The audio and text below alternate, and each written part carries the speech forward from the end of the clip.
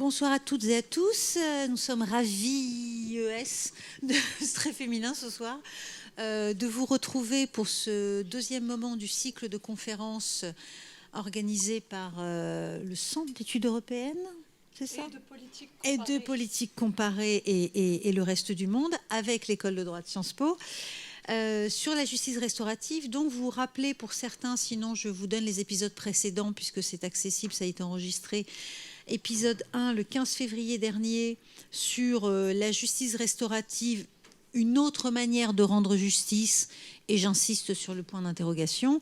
Et nous avions eu le plaisir d'entendre Noémie Micoulet qui pratique la justice restaurative et Romain Di Marino du SADJAV, du secrétariat général du ministère de la Justice, qui nous ont expliqué ce qu'est la justice restaurative, ce qu'elle n'est pas, comment elle peut fonctionner, ses différentes manières d'être.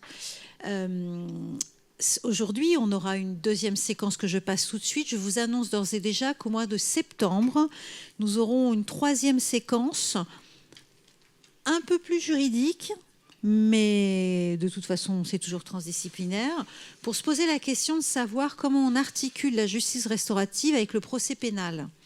Il y a eu pas mal de personnes la dernière fois qui, d'ailleurs, s'étaient interrogées, c'est-à-dire comment peut réagir un magistrat face à une justice restaurative. Il faut reconnaître les faits. Alors, il est censé ne pas en tenir compte pour la détermination de la peine. Mais alors, comment fait-on ? Est-ce que vraiment il n'y a pas un impact ? Quelle est la place de l'avocat lorsque son client reconnaît les faits ? Et le Conseil national des barreaux travaille sur la question. Donc, nous aurons au minimum un ou une magistrate et un ou une avocate. Ça, ce sera pour le mois de septembre. Je tiens simplement à dire, puisqu'elle ne le dira pas, qu'entre ces deux moments, nous avons eu le plaisir d'apprendre que la thèse de Delphine Griveaux, rédigée sous la direction de Sandrine, la justice restaurative en France, sociologie politique d'un supplément d'âme de la justice pénale, supplément d'âme entre guillemets, je pense que ça n'est pas pour rien, a eu le prix Carbonnier. Voilà. Et c'est assez étonnant de voir que c'est la première thèse en sociologie qui a eu le prix Carbonnier. Voilà. Donc, bonne chose. C'est donc un sujet qui passionne. Donc aujourd'hui, on va s'intéresser à la confrontation, ou je ne sais pas si une confrontation, ou à la cohabitation, je ne sais pas, de la justice restaurative et des violences sexuelles. Je passe la parole à Sandrine. Qui l'apprend, puisque les sociologues maintenant se mettent à rapter les prix réservés aux juristes. L'empire est à nous. Je voulais juste dire deux mots de transition par rapport à la séquence 1, qui était donc une séquence présentée par des praticiens, un magistrat, une animatrice et superviseuse, formatrice de mesures de justice restaurative. On en avait conclu que la justice restaurative était en France encore quelque chose qui se déployait assez timidement, avec assez peu de participants, en fait moins de 1000 pour 10 ans de pratique, et ça je voulais le rappeler. Et si ça se déploie assez timidement, c'est faute de moyens, on est dans une politique du gouvernement assez usuelle, mais faute aussi de savoir trancher des dilemmes. Et parmi ces dilemmes, le dilemme majeur, c'est celui des violences sexuelles et des violences intrafamiliales. Et je voulais juste, pour introduire le propos le dialogue de nos intervenantes, vous rappeler un petit paradoxe. On a un gouvernement qui, via un décret en 2021, encourage le recours, la mobilisation de la justice restaurative dans des situations de violences sexuelles et de violences intrafamiliales, parce que, constatant que la justice pénale en rend peu compte, et ça va être rappelé par Marie dans très peu de temps. Donc en 2021, on rappelle qu'il est important que les victimes de violences sexuelles et de violences intrafamiliales puissent accéder à une forme de justice, et cette justice peut être la justice restaurative. Dans le même temps, on constate, Delphine Griveaux et moi-même avec Emeline notamment et Johanna Loret qui est ici, nous avons constaté que la demande des victimes en matière de violences sexuelles et intrafamiliales était importante. Elles sont nombreuses à accepter d'entrer dans une mesure de justice restaurative. D'un côté donc, un encouragement du gouvernement et une envie, une volonté de victimes assez nombreuses. De l'autre côté, une convention d'Istanbul, celle du Conseil de l'Europe, en 2021 aussi, qui dit non, pas de médiation en cas de violence sexuelle et intrafamiliale. Et un tabou qui est aussi un tabou qui a été très largement affiché par la Ciivise, commission c'est Delphine Griveaux qui arrive avec sa valise. Bonjour Delphine Griveaux. C'est la Ciivise, commission indépendante sur l'inceste, parle non pas de justice restaurative, mais d'injustice restaurative. Donc, d'un côté, un gouvernement qui dit oui, des victimes assez nombreuses qui disent oui, de l'autre, un Conseil de l'Europe et une Ciivise, commission indépendante sur l'inceste, qui disent non. Vous voyez à peu près où on en est. Aujourd'hui, ce qu'on va faire, c'est un pas de côté parce qu'on sort de la justice restaurative telle qu'elle est expérimentée en France, un cadre légal. On va entrer dans la réflexion sur ce qui peut être proposé aux victimes. Et cette réflexion, elle est animée par un tandem à la fois convergent et un peu différent dans les approches disciplinaires qui sont employées par l'une et par l'autre. Émeline Fourment, c'est elle, est maîtresse de conférences en sciences politiques à l'université de Rouen, en Normandie, vous n'ignorez pas, chercheuse associée au CE aussi et co-coordinatrice du réseau de recherche Visage sur les violences fondées sur le genre. Ces recherches, aujourd'hui, portent à titre principal, mais pas seulement, sur les alternatives aux institutions pénales et médicales développées par les mouvements sociaux et ou dans les marges des institutions. Elle étudie depuis plusieurs années des pratiques de justice alternative à la justice pénale développées dans les milieux libertaires allemands, québécois et français. Et elle a participé donc à cette enquête que nous avons menée de concert avec Delphine Griveaux, qui est là sur le côté. Marie Chartron est docteure en philosophie politique, donc on a le droit aujourd'hui aussi d'utiliser le langage de la philosophie politique, on vous y encourage. Elle est membre du même réseau de recherche Visage. Elle a rédigé une thèse qui va bientôt devenir un ouvrage à la découverte, et le titre de la thèse était « Penser les injustices de genre, approche par les violences sexuelles ».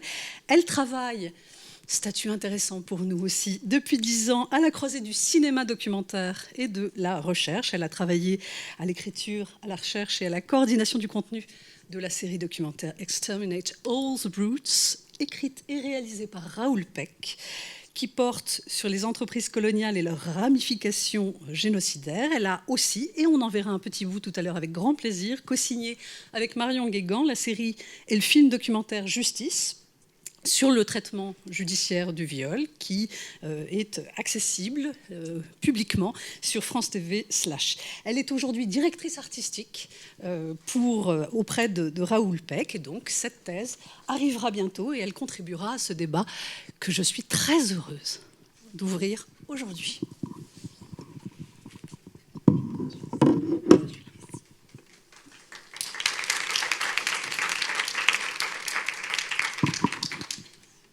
Merci Sandrine et Soraya pour votre accueil et cette présentation. Un grand merci à Emeline aussi, grâce à qui je suis ici. Merci à vous trois pour votre invitation à ce cycle de rencontres et de discussions autour des justices restauratives et plus particulièrement ici ce soir des formes de justice possibles, désirables vis-à-vis des violences sexuelles.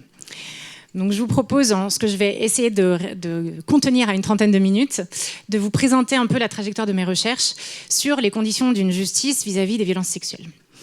Mon intervention s'appuiera sur les travaux que j'ai menés dans le cadre de ma thèse entre 2012 et 2018 et que j'ai poursuivis de manière un peu différente, comme le disait Sandrine, depuis, dans le cadre notamment de films documentaires. Dans le cadre de ma thèse, qui s'intitulait, donc, comme on l'a dit tout à l'heure, « Penser les violences sexuelles comme injustice de genre », j'ai examiné, depuis une perspective de philosophie politique, les conditions de possibilité et les horizons de justice qui se dégagent à partir de pratiques déjà existantes, et non pas donc dans la pure théorie. Donc, si l'idée de prendre pour objet les violences sexuelles apparaissait un peu étrange ou étonnant à la philosophie, en retour, cette démarche intellectuelle peut peut-être vous apparaître ici ce soir, sortir du cadre de réflexion habituel en droit, puisque j'ai cru comprendre que vous étiez nombreuses à être étudiants en droit ici. Mais j'espère et je crois pourtant qu'appréhender de manière critique les fondements et les limites de ce qui existe déjà communément peut constituer un vivier de ressources pour penser la justice de demain vis-à-vis des violences sexuelles, puisque celle d'aujourd'hui, visiblement, n'est pas tout à fait satisfaisante. Donc, je commencerai par rappeler quelques chiffres que vous connaissez sûrement, qui sont mieux connus depuis MeToo notamment, mais qui néanmoins sont significatifs de l'ampleur du problème et du phénomène. Donc, grâce aux enquêtes nationales qui ont été élaborées, notamment aux enquêtes CSF, aux enquêtes ENVEF depuis 2000 et puis Virage en 2015, on estime à environ 95 000 le nombre de viols et tentatives de viol qui ont lieu chaque année sur les personnes âgées de 18 à 60 ans. Par ailleurs, depuis MeToo, 2 grandes commissions indépendantes ont été mises en place qui ont permis de mettre la lumière sur, plus particulièrement sur les victimes mineures, la Ciivise, et sur les personnes en lien avec l'Église catholique, la CIAZ. La Ciivise a permis d'établir qu'environ 5 millions de personnes actuellement en France, 3,9 millions de femmes et 1,5 million d'hommes ont été victimes de violences sexuelles étant mineurs, dont un peu plus d'un tiers ont subi un ou des viols. La CIAZ, quant à elle, évalue à 300 000 le nombre de victimes mineures de membres de l'Église entre 1950 et 2020.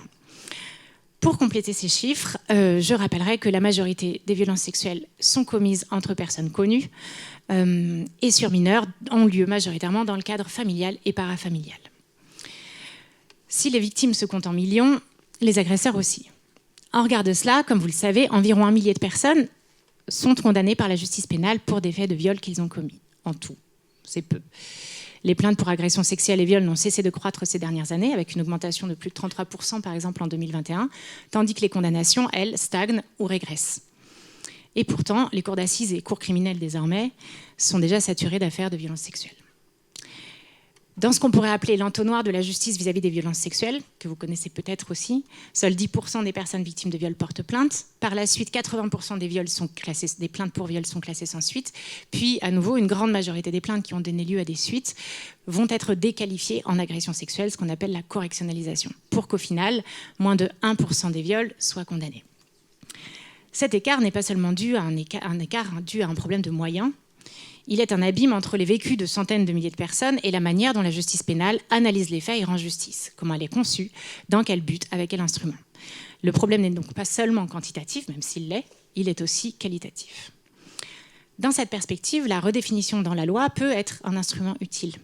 Les mouvements féministes ont joué un rôle déterminant dans la redéfinition de celui-ci en 1980, suite au procès du viol porté notamment par Gisèle Halimi, l'association Choisir et d'autres associations. La loi de 1980, que vous connaissez sûrement, a défini le viol comme pénétration sexuelle par contrainte, menace, violence ou surprise, en remplacement de celle du Code de 1810, qui le définissait alors vraiment sans vraiment le définir, on va dire. Comme attentat à la pudeur consommé avec violence.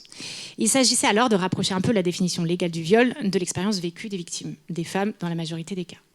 Ce mouvement n'est pas encore achevé. Ainsi, depuis le 3 août 2018, l'article 222-23 du Code pénal inclut la pénétration commise sur le corps de l'auteur, donc la fellation notamment, et depuis 2021, celui-ci comprend également les actes bucco-génitaux. De vifs débats, que vous n'ignorez peut-être pas, sont actuellement encore en cours sur les opportunités d'une redéfinition du viol qui serait basée sur la notion de consentement. Mais ce travail de redéfinition ne saurait suffire. Allons un peu plus loin. Le viol est l'un des crimes les plus sévèrement punis, d'incarcération. On sait que les personnes qui violent sont issues de toute classe sociale. Parmi les condamnés, on note une très nette surreprésentation des hommes issus de classes populaires et une très nette sous-représentation des hommes issus de classes sociales plus favorisées. Mais même si une main de fer résolvait cette iniquité et condamnait et emprisonnait les dizaines de milliers d'auteurs de viols chaque année, la société serait sans doute enrayée dans son fonctionnement habituel, tout simplement. Autant de considérations qui permettent de conclure que la manière dont justice est rendue aujourd'hui pose un certain nombre de problèmes. Ces réflexions ne sont pas nouvelles. Dans les années 1970 déjà, et le bouillonnement féministe des luttes féministes de l'époque, ces idées avaient germé. Gisèle Halimi, pour n'en citer qu'une, et la citer à nouveau, que vous connaîtrez, à la fois était une ardente défenseuse de la cause des femmes, ardente défenseuse de la reconnaissance du viol comme crime, mais également de la lutte contre la répression et contre la prison. À partir de là, se pose la question, que fait-on ? Que faire ? Le mouvement MeToo et la demande de justice qui l'accompagne et ne s'éteint pas soulignent la mise en crise du système actuel, mais elle constitue aussi peut-être l'opportunité d'une réflexion et de changements profonds dans la manière d'appréhender la justice vis-à-vis des violences sexuelles. À quoi s'ajoute enfin le fait que la justice pénale n'est pas historiquement conçue pour être centrée sur les victimes, même si cette question prend de plus en plus de place depuis quelques années. Et pour évoquer cela, je préfère laisser la parole à une personne que nous avons filmée pour la série Justice, que donc j'ai co-signée avec Marion Guégan, et qui est donc Elliot. Donc je présente très rapidement la série et Elliot, et après je laisserai la place à cet extrait de quelques minutes. Donc la série retrace en 5 épisodes de 20 minutes les grandes étapes de la judiciarisation du viol, mettre des mots sur les actes, déposer plainte, l'enquête préliminaire, l'instruction, puis le procès. Nous avons d'une part tenté d'apporter un regard sur les professionnels de la justice au travail. Dans cette perspective, nous avons filmé en immersion au parquet mineur de Caen, suivi une avocate pénaliste et filmé un procès en cours criminel, alors expérimental. Et puis en contrepoint, nous avons recueilli la parole de 3 jeunes personnes qui ont vécu des viols et partagent leur vécu et leur chemin pour obtenir justice. Elliot, jeune homme trans, est l'un d'entre eux. Il n'a pas eu recours à la justice pénale et a par ailleurs entamé un processus de justice dite transformatrice. Donc la courte vidéo que vous allez voir, de 3 minutes environ, constitue une sorte de compilation des prises de parole d'Elliot dans la série. Tout bon début du sexuel, c'est intégralement des violences sexuelles, il n'y a rien d'autre. Aujourd'hui, je mets le mot de relation abusive dessus et avec un peu les boules, parce que j'ai du mal à l'admettre, mais le fait est que c'était le cas. C'est en février que j'ai posé le mot viol dessus de manière claire. Ce qui m'a permis de mettre ce mot-là, ça a toujours été des discussions avec des militantes féministes.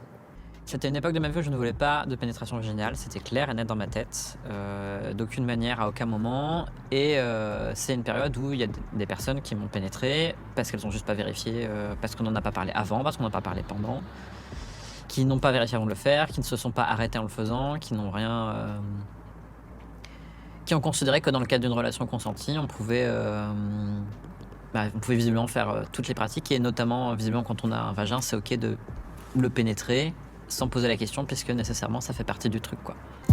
Je pense qu'il y a un non-lieu, de manière claire, si je pose plainte. Quelle crédibilité j'ai face à un mec cis aussi? Non mais, de manière... Un mec cis, c'est un mec qui a été assigné homme à la naissance et qui est toujours un homme à l'heure actuelle, qui se reconnaît en tant que tel.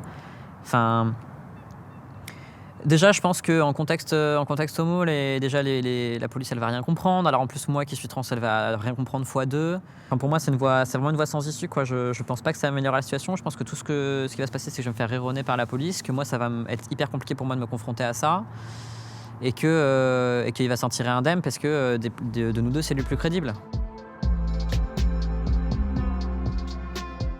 Alors moi, je porte pas de jugement sur les gens qui décident de judiciariser, en tout cas, ça c'est une certitude. Je porte un jugement sur l'institution, moi je porte pas de jugement sur les personnes qui y ont recours. Sûrement des personnes que ça a aidé et que ça aide, et tant mieux, quoi. Mais je pense qu'en soi, c'est pas designé pour être aidant du tout. Et qu'au contraire, je pense que ça peut tout à fait remobiliser cette question-là chez les gens à des moments où en fait elles en ont pas envie, ou que elles sont pas prêtes, ou pas dans ces circonstances-là. La logique de la prison, c'est quand même une logique pas mal de vengeance, de se dire la personne va souffrir puisqu'elle a fait souffrir quelqu'un, et il y a un peu cette logique du ça protège le temps qu'elle est entre les barreaux, mais qui, je pense, ne résout pas le problème à long terme. La prison, c'est aussi ramener les choses à l'individu, quoi. C'est ramener tout centré sur l'individu qui passe à l'acte.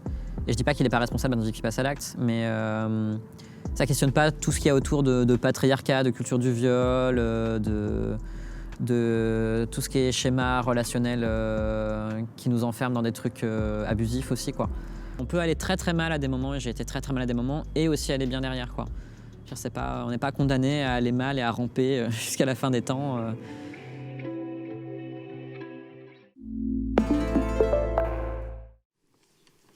Voilà. Donc ça s'est pas monté comme ça, c'était un clip qui présentait la série. Voilà, donc avec Emeline, qui m'a invité d'ailleurs à montrer un extrait, on se disait que ça pouvait être un bon point de départ pour la réflexion de ce soir, et nous pourrons bien sûr y revenir d'ailleurs si vous le souhaitez dans la discussion après. Donc, lors de la dernière séance de ce cycle, on vous a présenté la justice restaurative telle qu'elle a été établie en France, adossée à la justice pénale depuis 2014. Mais historiquement, la justice restaurative naît outre-Atlantique, dans des cercles notamment religieux, Quakers et Mémonites, et recouvre un champ et est pratiquée dans des communautés minorisées, Natives ou African Americans, recouvre un champ bien plus vaste, théoriquement plus profond et politiquement aussi peut-être plus ambitieux, d'intuitions politiques et de pratiques qui sont conçues depuis, en gros, une perspective critique de la justice pénale. Et pour en donner une définition très large et très juste, je citerai Sandrine Lefranc, ici présente. La justice restaurative peut être considérée comme le nom qui a été donné a posteriori au produit de la rencontre et des demandes de droits dans les années 60, les revendications postcoloniales dans les anciennes colonies britanniques, les mouvements d'appui aux victimes d'actes criminels, eux-mêmes partiellement issus du mouvement féministe, les campagnes menées par des acteurs du système judiciaire et du monde économique en faveur de l'Alternative Dispute Resolution, et notamment de sa forme communautaire, institutionnalisée à la fin des années 70 aux États-Unis, les plaidoyers en faveur de thérapie collective, les criminologies critiques, marxistes, pacifistes, féministes, abolitionnistes, et quelques autres mobilisations encore, pour beaucoup déjà transnationales. Vous voyez, c'est vaste. Donc ce soir ici, on va parler de justice restaurative dans cette acception-là, et de justice transformative, qui sont, malgré leurs nuances, et on va y revenir avec Emeline, parfois utilisées de manière interchangeable outre-Atlantique. Voilà. Par ailleurs, petite nuance, moi j'utilise le terme de justice restaurative et transformative. On peut aussi dire transformatrice et justice restauratrice. Si jamais ça fourche et que je dis trice, ce n'est pas pour autant que je vais dire autre chose. Je pourrais revenir après sur pourquoi je tiens à ce tive. Mais voilà, ne vous formalisez pas si ça devient de restauratrice et pas restaurative. Voilà, donc mon premier moment de mon intervention, la question des violences sexuelles comme injustice sociale. Ma réflexion sur les pistes d'une justice qui soit transformative, elle part de l'analyse des violences sexuelles comme injustice sociale et structurelle. Cela peut constituer un pas de côté par rapport à des réflexes juristes. Comme on l'a vu, donc 98% des agresseurs sont des hommes, une grande majorité de victimes sont des femmes, la plupart des violences sexuelles surviennent avant 18 ans, et on constate une forte surexposition des minorités sexuelles, ainsi que de genre, aux violences sexuelles. Je renvoie pour cela à l'enquête Virage, ainsi que des personnes en situation de handicap. Qu'est-ce que ça signifie ? Une vaste littérature académique, issue de la sociologie et de l'anthropologie en particulier, et militante, a permis de démontrer que les violences sexuelles sont des injustices socialement construites, qui s'appuient sur des rapports de pouvoir, de genre en particulier, mais aussi économiques, d'âge, d'autorité. Elles se nourrissent de toute forme de rapports de pouvoir, à la fois situationnels, liés donc au contexte de la situation, prise d'alcool ou pas, état physique des personnes en jeu, et structurels. Elles n'ont donc rien de nécessaire, d'aberrant, et lutter contre elles implique de repenser les représentations de la sexualité et les rapports de pouvoir. En quoi les violences sexuelles constituent-elles plus particulièrement des injustices structurelles ? Donc là, je rentre dans un petit moment conceptuel. J'espère ne pas vous endormir en cette fin de journée. Je vais essayer d'être brève. Donc le terme de violence d'injustice structurelle a été notamment forgé par la philosophe Iris Marion Young. Reprenant le concept de structure au philosophe Rawls, la philosophe l'étend au-delà des seules institutions sociales importantes. Elle y inclut notamment le rôle des actions et des interactions entre les individus qui la constituent, et sa force d'inertie. À partir de là, la philosophe Iris Young définit les injustices structurelles comme des torts faits aux personnes résultant de processus auxquels de nombreuses personnes participent. Or, si les violences sexuelles sont des injustices, c'est bien parce que la violence exercée sur autrui est socialement informée. Elle repose premièrement, s'appuie et se déploie le long de rapports de pouvoir et de représentation entre A et B, plus ou moins intentionnellement. Elles sont aussi structurelles du fait que les témoins, l'entourage et la société au sens large contribuent activement à en faire des injustices de par les significations et l'attention qu'ils accordent ou non à ces violences et aux personnes qui en sont victimes. Je reprends donc à mon compte le terme d'injustice structurelle pour désigner les violences sexuelles en y incluant les responsabilités directes, responsabilité de l'agresseur dans l'acte commis, comme indirectes. Celles-ci incluent l'ensemble des facteurs sociaux qui ont rendu la violence possible, premièrement, et qui, en outre, font d'un acte subi une injustice sociale de par l'absence de reconnaissance dont il fait l'objet, par des processus divers, comme la silenciation, la désaggravation, qui est un concept qui a été forgé par Jan Barcholinski, qui est la négation de la gravité sociale du viol, l'euphémisation, l'occultation, la mise en doute. Si on envisage avec Iris Young les violences sexuelles comme des injustices sociales et structurelles, la justice sociale face à cela doit inclure, je la cite, tous les processus qui renforcent ou affaiblissent les oppressions. Dans cette perspective, l'État et la loi ne sauraient être les seuls objets à considérer pour penser les injustices structurelles et les remédiations, afin d'éviter notamment qu'ils puissent étendre leur portée dans les moindres ramifications de la vie quotidienne. Young appelle alors à prendre au sérieux le rôle effectif joué par la société civile, lieu d'action, de prise de décision institutionnelle et de lutte politique, à la fois en termes de contribution active aux injustices et en termes de remédiation. Ces remédiations ne sauraient donc se formuler selon la seule responsabilité juridique traditionnelle. Iris Marion Young en appelle à ce qu'elle appelle elle conceptualise une responsabilité politique. et qualifier ce processus de modification des politiques, des pratiques et des priorités, de révolution culturelle ou de dénormalisation. Plus précisément, la notion de responsabilité politique se distingue de la responsabilité légale selon 5 critères. Elle ne vise pas à identifier des coupables, ce qui aurait pour effet d'absoudre d'autres personnes. Elle vise non pas la transgression par rapport à une norme, mais les causes structurelles de l'injustice qui ont cours et qui sont considérées comme normales, et plus précisément les conditions de fond que l'imputation de la faute tient pour normales. Troisièmement, la responsabilité est orientée vers l'avant et l'avenir plutôt que tournée vers le passé. Quatrièmement, les implications de la responsabilité politique sont plus ouvertes et discrétionnaires que celles d'un jugement relatif à un devoir, au sens où elle est orientée vers un résultat. Et enfin, cinquièmement, un agent partage la responsabilité avec d'autres agents, dont les actions participent des processus structurels qui produisent l'injustice. Voilà, donc avec pour guide la question centrale de savoir ce comportement renforce-t-il la violence sexuelle comme injustice sociale ou non, la responsabilité politique appliquée aux violences sexuelles semble permettre de prendre en charge les paramètres qui entrent en jeu dans le vécu de la violence sexuelle comme injustice.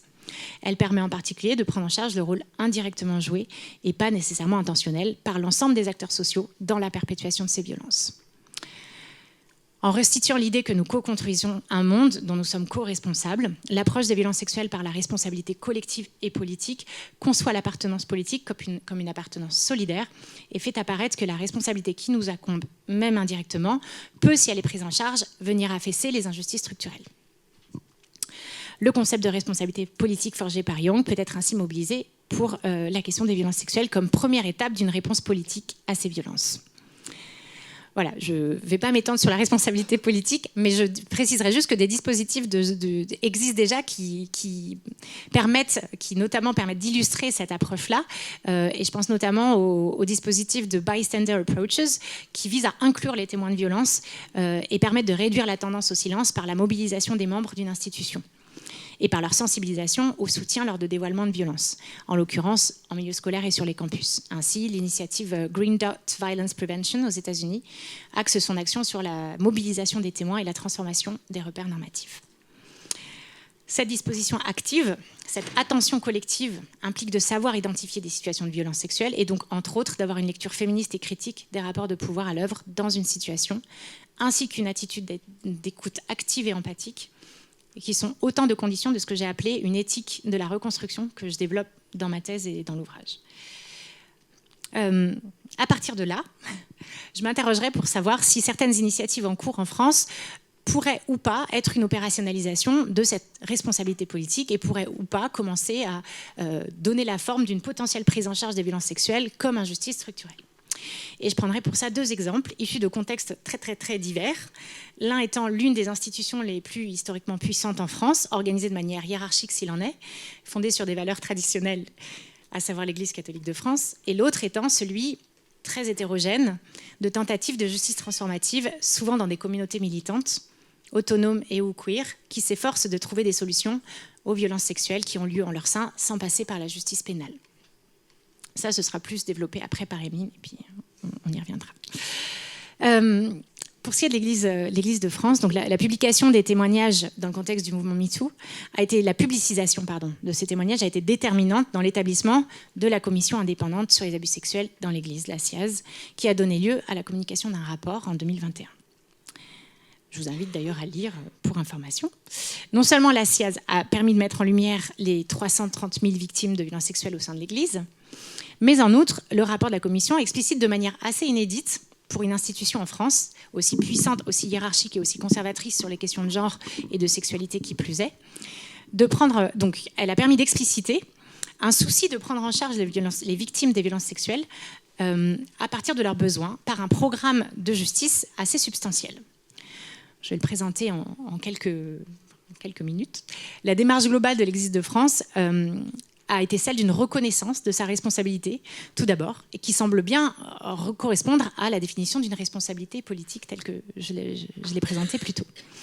Elle se veut en effet tournée vers l'avenir, partagée et orientée vers l'objectif de ce que les faits ne se reproduisent pas.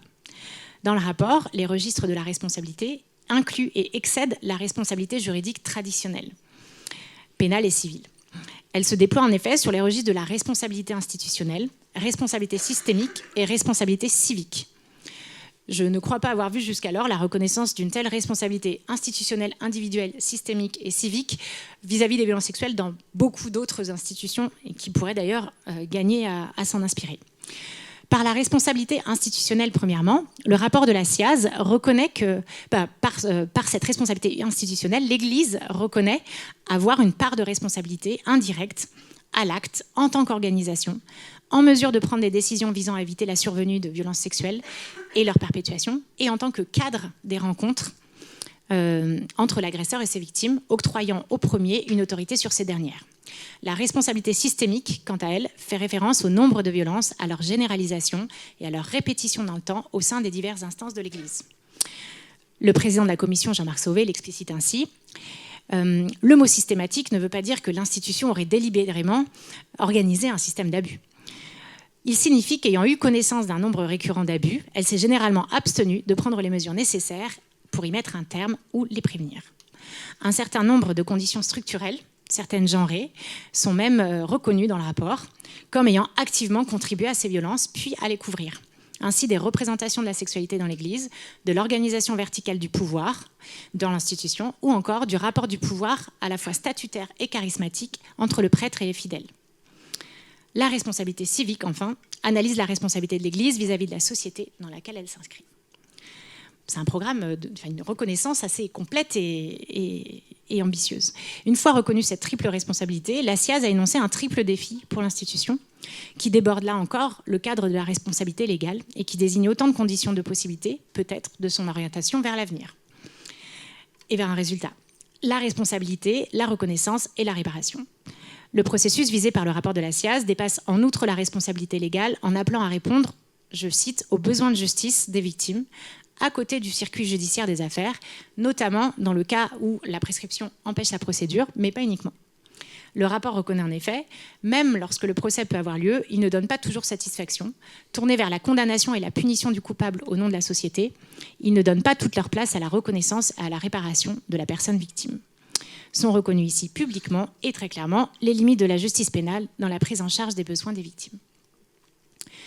Donner toute sa place à la reconnaissance et à la réparation de la personne victime, en suivant un tel programme, les mesures de justice recommandées dans le rapport semblent beaucoup plus vastes et beaucoup plus profondes par leurs objectifs que les mesures de justice restaurative prévues par la loi et intégrées au Code de procédure pénale depuis 2014, comme on l'a vu la dernière fois. Depuis, la commission reconnaissance et réparation, la CRR, a été mise en place il y a 2 ans environ pour mettre en œuvre ces recommandations. Elle est constituée d'une 20aine de personnes, pour un certain nombre des magistrats, dont aucun n'est religieux. En quoi consiste son action ? En tant que tiers de justice, par binôme, les membres de la commission indépendante reçoivent les demandes de victimes et servent d'intermédiaires entre les victimes et les instituts religieux au sein desquels les violences ont eu lieu. Leur accompagnement consiste en un travail sur la qualification des faits, parce que beaucoup de victimes ne reconnaissent pas que ce qu'elles ont vécu sont des viols. Puis la formulation de demandes aux victimes, de la part des victimes, réparation matérielle, symbolique, demande de reconnaissance officielle des faits par l'institution.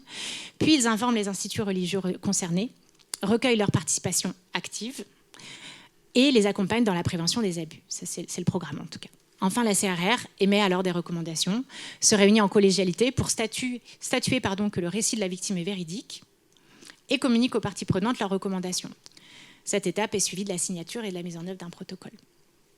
Donc, est-ce que ce dispositif constituerait une opérationnalisation de la responsabilité politique à l'échelle de l'institution et peut-être l'incarnation d'une prise en charge des violences sexuelles comme injustice structurelle ?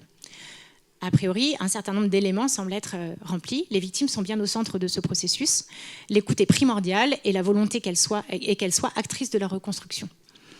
Je précise d'ailleurs ici que l'immense majorité des victimes, vous le saviez peut-être, sont des hommes dans ce cadre. Il y a une présomption de véracité de la parole des victimes, étant donné justifiée par le caractère systémique des violences au sein de l'institution. Il y a également une reconnaissance officielle, semi-publique pourrait-on dire, par l'institution, si les victimes le souhaitent, des faits commis et de la responsabilité de l'Église dans la commission de ces faits. Cependant, cette reconnaissance n'a donc pas de valeur juridique, pas de valeur légale. Et donc du côté de l'institution, elle semble être, le dispositif est encore en cours, l'occasion d'une mise au travail des institutions concernées. les victimes peuvent demander à la communauté religieuse de reconnaître sa responsabilité dans les faits.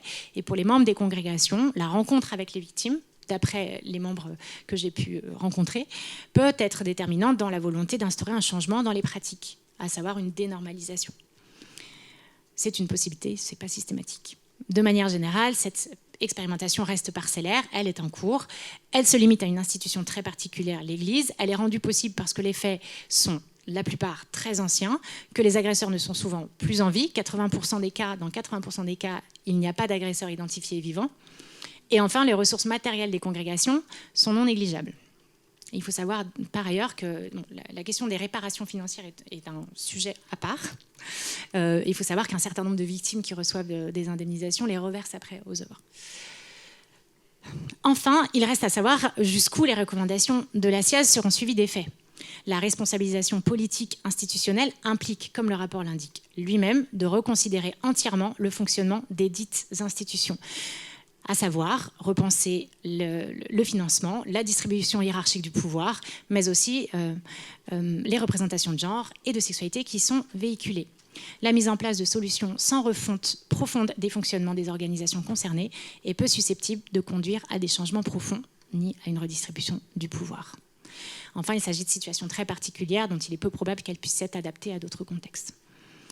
Pour conclure sur la SIAZ, même dans ces circonstances assez exceptionnelles, sur les 800 demandes de la CRR, la Commission en a instruit un peu plus de 300 en 2 ans, ce qui est en fait à la fois très très peu par rapport aux 300 000 victimes et beaucoup par rapport à ce qui a déjà été mis en place en France, qui est mis en place aujourd'hui en termes de dispositifs de justice restauratif.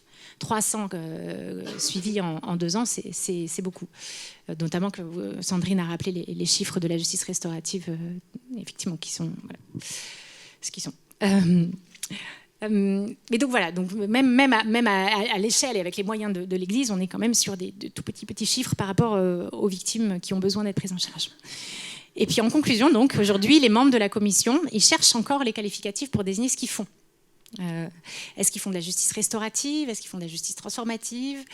Les garanties d'une réelle remise en question de l'organisation du pouvoir au sein de l'Église me semblent assez précaires.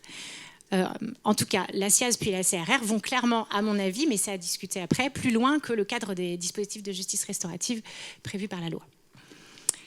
À propos du coup de justice transformative, puisque le mot est sorti, de quoi s'agit-il plus précisément? Je ne sais pas du tout ce que vous savez ou pas déjà de la justice transformative, donc je vais faire comme si vous ne saviez rien du tout. Voilà, j'espère ne pas trop vous ennuyer. Donc le terme de justice transformative, il était forgé par Ruth Morris, une Quaker canadienne, lectrice admirative de Howard Zerd, qui a été évoqué la fois dernière, qui est un théoricien de la justice restaurative, et militante pour l'abolition des prisons. Elle a forgé ce terme pour signifier un dépassement critique de la justice restaurative.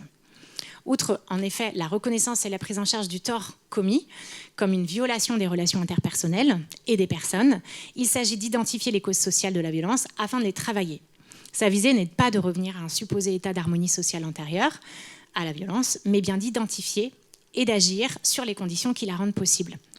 Ce qui implique non seulement les personnes auteurs de violences sexuelles, mais aussi l'ensemble des parties prenantes. Elle a donc une visée de transformation sociale et d'émancipation. Cette double visée repose sur une conception du politique selon laquelle, je la cite, « la justice à l'égard des individus et la libération collective sont aussi importantes l'une que l'autre et fondamentalement entremêlées ». Pour cela, la justice transformative se centre sur les besoins des victimes, la responsabilisation de l'agresseur et de la communauté. Concrètement, comme l'analyse Émeline Fourment, à qui je vais essayer de passer la parole rapidement, qui a étudié ces pratiques de justice transformative dans les milieux libertaires berlinois et montréalais. La justice transformative implique 3 types de groupes. Un groupe de soutien, formé autour de la victime, un groupe qui s'occupe de l'agresseur et un groupe de supervision, tout en impliquant aussi l'entourage. Mais la justice transformative n'est pas l'application d'un code écrit, n'a pas de procédure unique et peut recouvrir toute une palette de types d'accompagnement divers, que ce soit d'accompagner la victime seule, la collectivité, l'auteur seul, etc. Et de formes aussi d'accompagnement très variées. Protéiforme, elle s'invente en permanence. Et précisément pour ces raisons, la justice transformative me semble pouvoir apparaître comme possiblement une réponse instituante aux violences sexuelles comme injustice structurelle. Qu'est-ce que j'entends par instituant ? Je reprends ici le vocabulaire du philosophe Castoriadis pour désigner des processus, je cite, de création collective de significations nouvelles qui viennent bouleverser les formes historiques existantes. par opposition à la définition d'institutions limitées aux instances nécessaires à la vie démocratique. À savoir les institutions électorales, les institutions qui garantissent l'état de droit, l'indépendance des tribunaux, le droit de destituer les fonctionnaires, etc. Donc c'est une définition qui est beaucoup plus large et beaucoup plus profonde que celle d'institutions telles que j'ai citées là. Quels seraient les critères d'une justice transformative qui soit instituante? Je vais essayer d'être brève. Donc cette justice doit reposer avant tout et fondamentalement sur une analyse critique et féministe des faits de violence et des actions consécutives de la part des témoins et interlocuteurs, centrés sur les causes sociales et qui identifient les rapports de pouvoir structurels et situationnels en jeu, dont le genre. Ces objectifs centraux seraient en premier lieu la reconnaissance de la violence sexuelle par la victime elle-même, d'une atteinte sexuelle commise à son encontre et de sa qualification, ce qui peut prendre un certain temps. Un deuxième objectif serait le recueil, la reconnaissance et l'accomplissement des besoins des victimes, suivant l'éthique de la reconstruction que je ne vais pas avoir le temps de détailler ici. Selon Ruth Morris, ces besoins-là des victimes se centrent généralement sur la reconnaissance des faits par l'agresseur et par la collectivité, la réponse à certaines questions que peut se poser la victime, la mise en sécurité, la réparation et le besoin de trouver du sens. D'ailleurs, j'en profite pour dire, si jamais on pourra vous proposer une bibliographie à la fin, parce que je mentionne plein de noms, donc si ça vous intéresse, vous aurez les références. Donc une fois les faits identifiés et qualifiés par la victime, vient l'étape de la reconnaissance par la personne accusée. Alors oui, c'est compliqué d'obtenir la reconnaissance de l'agresseur, on le sait. J'avance ici l'hypothèse que ça pourrait être plus facile si la personne ne risquait pas 15 ans ou 20 ans de prison. Et à cet égard d'ailleurs, Elsa Deck-Meursault, autrice du livre Faire justice, dont vous avez peut-être entendu parler, constate que son travail d'accompagnement, elle accompagne des personnes et des collectifs dans des dispositifs de justice transformatrice. Elle constate que son travail d'accompagnement est rendu impossible lorsqu'une procédure pénale est en cours, que ce soit auprès des victimes comme des agresseurs, mais pour les agresseurs en particulier. Dans ces cas-là, quand une procédure pénale est en cours, ils adaptent leur discours pour correspondre aux attentes de la procédure et s'éloignent du coup de leur propre ressenti et état d'esprit et capacité potentielle de prise de conscience. Je précise aussi qu'une personne peut reconnaître des faits, même si elle se présente comme n'ayant pas été consciente d'avoir agi sans l'accord de la victime. C'est arrivé et je renvoie pour cela notamment à une brochure qui est publiée, qui est en ligne, que j'indiquerai dans ma bibliographie. Et j'en profite enfin pour préciser qu'en Suède, dans le contexte du mouvement MeToo, une loi est entrée en vigueur en juillet 2018 qui a introduit une nouvelle charge de viol par négligence qui est passible de 4 ans de prison contre 6 ans sans cette clause. Cette reconnaissance, enfin, implique la reconnaissance sociale publique du tort commis. Bon, si on y reviendra sur le caractère public, qu'est-ce que ça veut dire caractère public du tort commis et officiel. C'est une étape qui est fondamentale et notamment et en particulier lorsque l'agresseur ne reconnaît pas les faits. Mais même dans ces cas-là, la reconnaissance par les tiers, par la collectivité, par un public, alors à quelle échelle, c'est la question, est fondamentale. Un troisième objectif consisterait en la responsabilisation de l'agresseur, si c'est possible, sur le long terme, afin de s'assurer qu'il ne recommence pas. Et si cela devait se produire, s'assurer que les dommages ne soient pas suraggravés par une non prise en charge en fonction des contextes et des motifs de la violence exercée. Et un dernier objectif, enfin, viserait la responsabilisation et le travail par la collectivité concernée de ses représentations et de ses comportements. L'enjeu global en est la modification des rapports de pouvoir vers une égalité sexuelle, mais pas uniquement. Un tel enjeu, foncièrement politique et démocratique par ailleurs, ne peut être atteint par un ou deux individus isolés, ou pris isolément, ou membres d'une communauté préexistante, ce qui ferait encore courir le risque d'une prise de pouvoir personnelle. En outre, et plus gravement encore, il ne peut être démocratique que si chacun des processus de justice transformative garantit une égalité de traitement. Ces deux éléments, portés par le principe d'égalité, appellent à la nécessité d'une institutionnalisation qui inclut une remise en question permanente de son fonctionnement. Voilà, je finirai par les questions que pose la justice transformatrice, mais je sais que tu vas les aborder, donc je ne vais pas les développer. Mais voilà, donc pour les citer, et puis on y reviendra. Celui-ci, je ne crois pas que tu le... Donc je peux le développer, celui-ci, je ne crois pas que tu le développes. C'est le caractère religieux, médical, moral, dense de la justice transformatrice. Donc, petit point, et puis après les autres, je les cite et je laisse la parole à Emeline. En raison notamment des convictions religieuses d'un certain nombre de ses premières promotrices, l'horizon de la justice transformative est souvent énoncé en termes de healing. Donc, en français, on peut dire la guérison, la cicatrisation.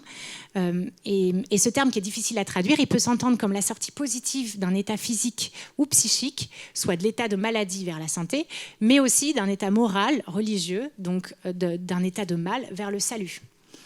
Ce qui se conçoit lorsque le healing, ce terme de healing est employé par certaines communautés autochtones, par exemple au Canada, dans la réactivation de formes de justice traditionnelles, les healing circles, n'a pas la même épaisseur ni la même signification dans le contexte français. Il y aurait donc ici à penser les conditions d'une justice vis-à-vis des violences sexuelles dans le contexte d'une société complexe, pluraliste, démocratique et laïque, qui ne repose pas sur une conception substantielle de la morale, ancrée dans une cosmogonie ou un dogme religieux. Les termes de reconnaissance, de responsabilisation pourraient à ce titre sembler mieux adaptés à un tel contexte et ne désignent que des étapes au sein de la justice vis-à-vis des violences sexuelles, dont l'horizon reste pour moi un horizon d'autonomisation. Donc deuxième question, la question de savoir qui met en place ces dispositifs, mais là je ne développe pas. Troisième question, la question de l'échelle d'action. Emeline va développer sur ça. Traditionnellement, historiquement, la justice transformative, elle est community-based. Elle est à l'échelle, elle se développe, elle est née, elle prend racine à l'échelle de la communauté. Mais même là, pour le coup, la justice restaurative, Howard Zehr a beaucoup parlé de micro-communautés partageant une appartenance de lieu. Et donc, le terme de care est employé pour désigner les liens qui nous unissent les uns aux autres. Pour Zehr, je développe juste un tout petit peu. Pour Zehr, ce qui importe, c'est de savoir qui se soucie des personnes concernées par un tort commis, ou bien du tort lui-même, et qui peut être impliqué dans le processus. Je trouve que le terme de care masque, à mon sens, le statut social et politique des minorités de la plupart des groupes qui ont dû imaginer des dispositifs qui leur permettent de faire justice sans avoir recours aux institutions étatiques, policières et judiciaires, considérées comme inadéquates, voire nocives, pour les situations de violence intracommunautaire. En cela, il constitue à la fois des réponses et des besoins de justice non remplis et des pratiques d'autonomisation et de résistance. Et Howard Zehr précise en outre que la justice restaurative s'est développée depuis des micro-communautés, mais que néanmoins certains enjeux relèvent de la société au-delà de ceux qui sont directement concernés par tel ou tel événement, ainsi de la garantie des droits humains ou du bien-être général de ses membres. Les violences sexuelles relèvent de ces deux critères. Il y a aussi la question de la durée des processus et le contrôle social que ça induit. Et puis la dimension non contraignante. Mais ça, du coup, je te laisse reprendre le flambeau. Je vais juste finir en disant que l'introduction de la justice restaurative en France telle qu'elle s'est faite n'est pas évidemment le résultat d'un hasard, tout comme la mise en place de procédures alternatives à la justice pénale dans certaines communautés. Elles sont le fruit du travail, de la lutte de personnes, de collectifs et d'associations au fonctionnement et enjeux, sensibilités morales et politiques distinctes qui donnent lieu à des institutionnalisations distinctes. Et donc, oui, voilà, d'où la différence aussi avec des pays voisins. On l'a évoqué la dernière fois, notamment avec la Belgique, où la justice restaurative et la justice pénale ont des rapports différents d'ici en France. Ces changements institutionnels ne viennent pas de nulle part et c'est aussi à nous de les forger. Voilà, donc je te laisse la parole, Emeline.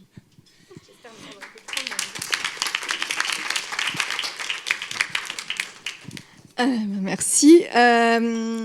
Alors moi, en fait, je vais vous présenter quelque chose de lié à des terrains de recherche que j'ai menés d'un côté sur des milieux libertaires, comme on en a parlé. Donc libertaire, c'est quoi? C'est anti-État, anticapitaliste, anti-hiérarchie.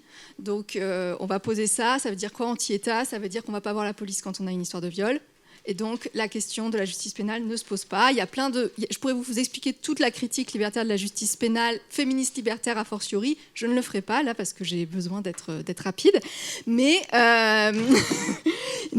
voilà, donc on va mettre de côté l'idée même d'aller au pénal. Ce n'est pas envisagé. C'est envisagé parfois par les hommes accusés qui eux-mêmes, par contre, font des procès en diffamation aux femmes qui lancent des accusations.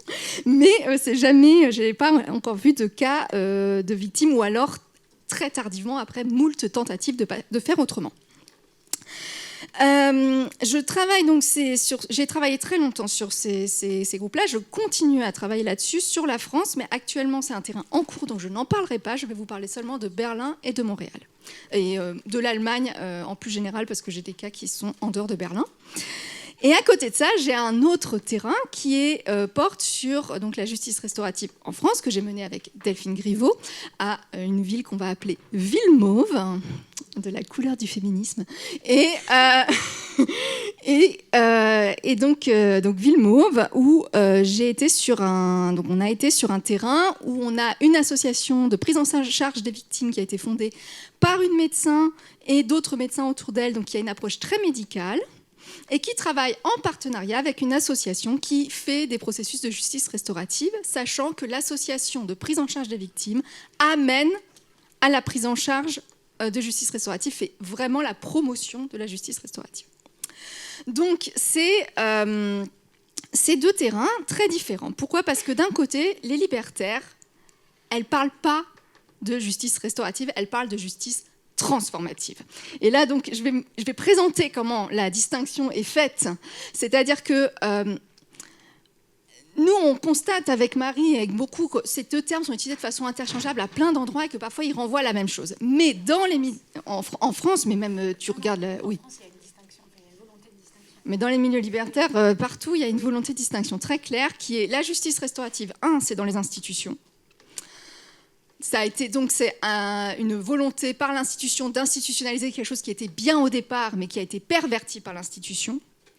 2, la justice restaurative, c'est individuel. C'est-à-dire que l'objectif de la justice restaurative vise à résoudre un problème pour une personne avec son auteur ou avec d'autres auteurs, mais il n'y a pas de changement de société qui est derrière prévu. Donc ce que tu appelles des injustices structurelles. Merci. Donc en gros, la justice restaurative, on lui reproche de ne pas toucher à ce qui cause les violences. Or, pourquoi est-ce qu'on est en train de parler de justice à propos des violences sexuelles, justice pénale, justice restaurative et justice transformative ? C'est parce qu'en fait, la vraie question qui est derrière, c'est comment est-ce qu'on arrête les violences sexuelles, c'est ça qui intéresse tout le monde. Et donc, il y a la question de la récidive qui est centrale, qui est une question centrale dans la justice pénale depuis des lustres, depuis qu'elle existe même, et que maintenant qui est reposée avec la question de la justice restaurative, où on dit ça va empêcher la récidive parce que la personne va rentrer en empathie avec la victime ou avec les victimes, et donc après, elle ne va plus commettre de viol. Et dans la justice transformative, les personnes qui défendent la justice transformative, elles vont dire non, c'est pas comme ça que ça se passe, c'est plus compliqué, parce que les violences sexuelles, ce n'est pas quelque chose qui se passe entre deux personnes, c'est quelque chose qui est lié à un fonctionnement de société en général, et il y a des logiques qui nous surplombent, qui sont supérieures à nous, et qui font que, aussi, les violences peuvent se passer. Et ça, c'est basé sur quoi ? C'est basé sur des années de recherche sur les violences sexuelles, où on constate, mais vraiment de façon systématique, et là, ça revient là sur les études qui sont faites sur l'inceste, c'est toujours du pouvoir qu'il y a derrière. C'est-à-dire que quand on travaille sur l'inceste dans les fratries, on observe que c'est les aînés qui violent les plus jeunes. C'est-à-dire qu'il y a toujours une dimension. Ça peut être une dimension de genre, très souvent assez genrée, c'est le caractère premier, mais il y a des dimensions d'âge, il y a des dimensions de racialisation, des vulnérabilités liées à l'handicap, à l'état de santé, etc., ou tout simplement en fait, d'être en état d'ébriété. Enfin, voilà, il y a plein de vulnérabilités différentes, mais il y a toujours un rapport de pouvoir. Et donc, dans ce cadre-là, il faut agir sur ce pouvoir. Et donc, la justice transformative, c'est quoi ? C'est cette idée de on va changer les gens et la société ensemble. Voilà. Et donc moi, j'ai travaillé sur ça. Alors, la justice transformative telle qu'elle était pratiquée, tu l'as présentée, donc c'est parfait. Il y a toujours un groupe pour la victime, un groupe pour l'agresseur, et qui a reconnu qu'il a agressé, et un groupe de médiation entre les deux. Ça fait que les agresseurs et victimes ne se parlent pas directement. Donc, c'est très différent de ces rencontres qu'on peut avoir en justice restaurative victime-auteur. Et c'est un modèle qui est inspiré, qui circule beaucoup par des zines qui sont publiés. Donc les zines, c'est des petits fanzines, des petits magazines auto-publiés dans les milieux libertaires, et qui circulent à travers des zinothèques qui sont en ligne, et la plupart de ces zines, ils viennent d'abord des États-Unis, et après il y en a d'autres qui sont produits, donc en France, au Québec, en Allemagne. Donc, ce qui est intéressant pour moi, c'est que en France, il y a plein de trucs différents, mais au Québec et à Berlin, j'ai exactement la même façon de s'organiser, alors que les militantes, elles ne se connaissent pas. Donc, elles font la même chose, mais elles ne se connaissent pas. Elles n'écrivent pas leur retour d'expérience dans la même langue, etc. Donc, on a cette circulation des savoirs, de comment est-ce qu'on fait, qui se fait comme ça. Pourquoi est-ce que dans les milieux libertaires, on fait de la justice transformative? Bon, déjà parce qu'il y a des viols comme partout, hein, et que, contrairement à partout, on en parle beaucoup plus, et depuis très longtemps, puisque je retrouve des histoires dans les archives, moi, des années 80, dans les milieux autonomes allemands, par exemple. Donc, on en parle beaucoup plus, c'est politisé. Donc, il y a des actions qui sont menées depuis très longtemps. Donc, en Allemagne, je travaille sur plus de 40 ans d'histoire, d'action. Ensuite, il y a la question par rapport à tout ce qui a pu être fait. En fait, les personnes qui mettent en place des justices transformatives sont souvent des personnes qui sont proches d'agresseurs. Et ça, c'est très différent par rapport aux personnes, à la façon dont la justice restaurative peut être toujours présentée comme du côté des victimes, ou toi-même tu présentais des choses qui sont vraiment où la question de la parole de la victime est centrale.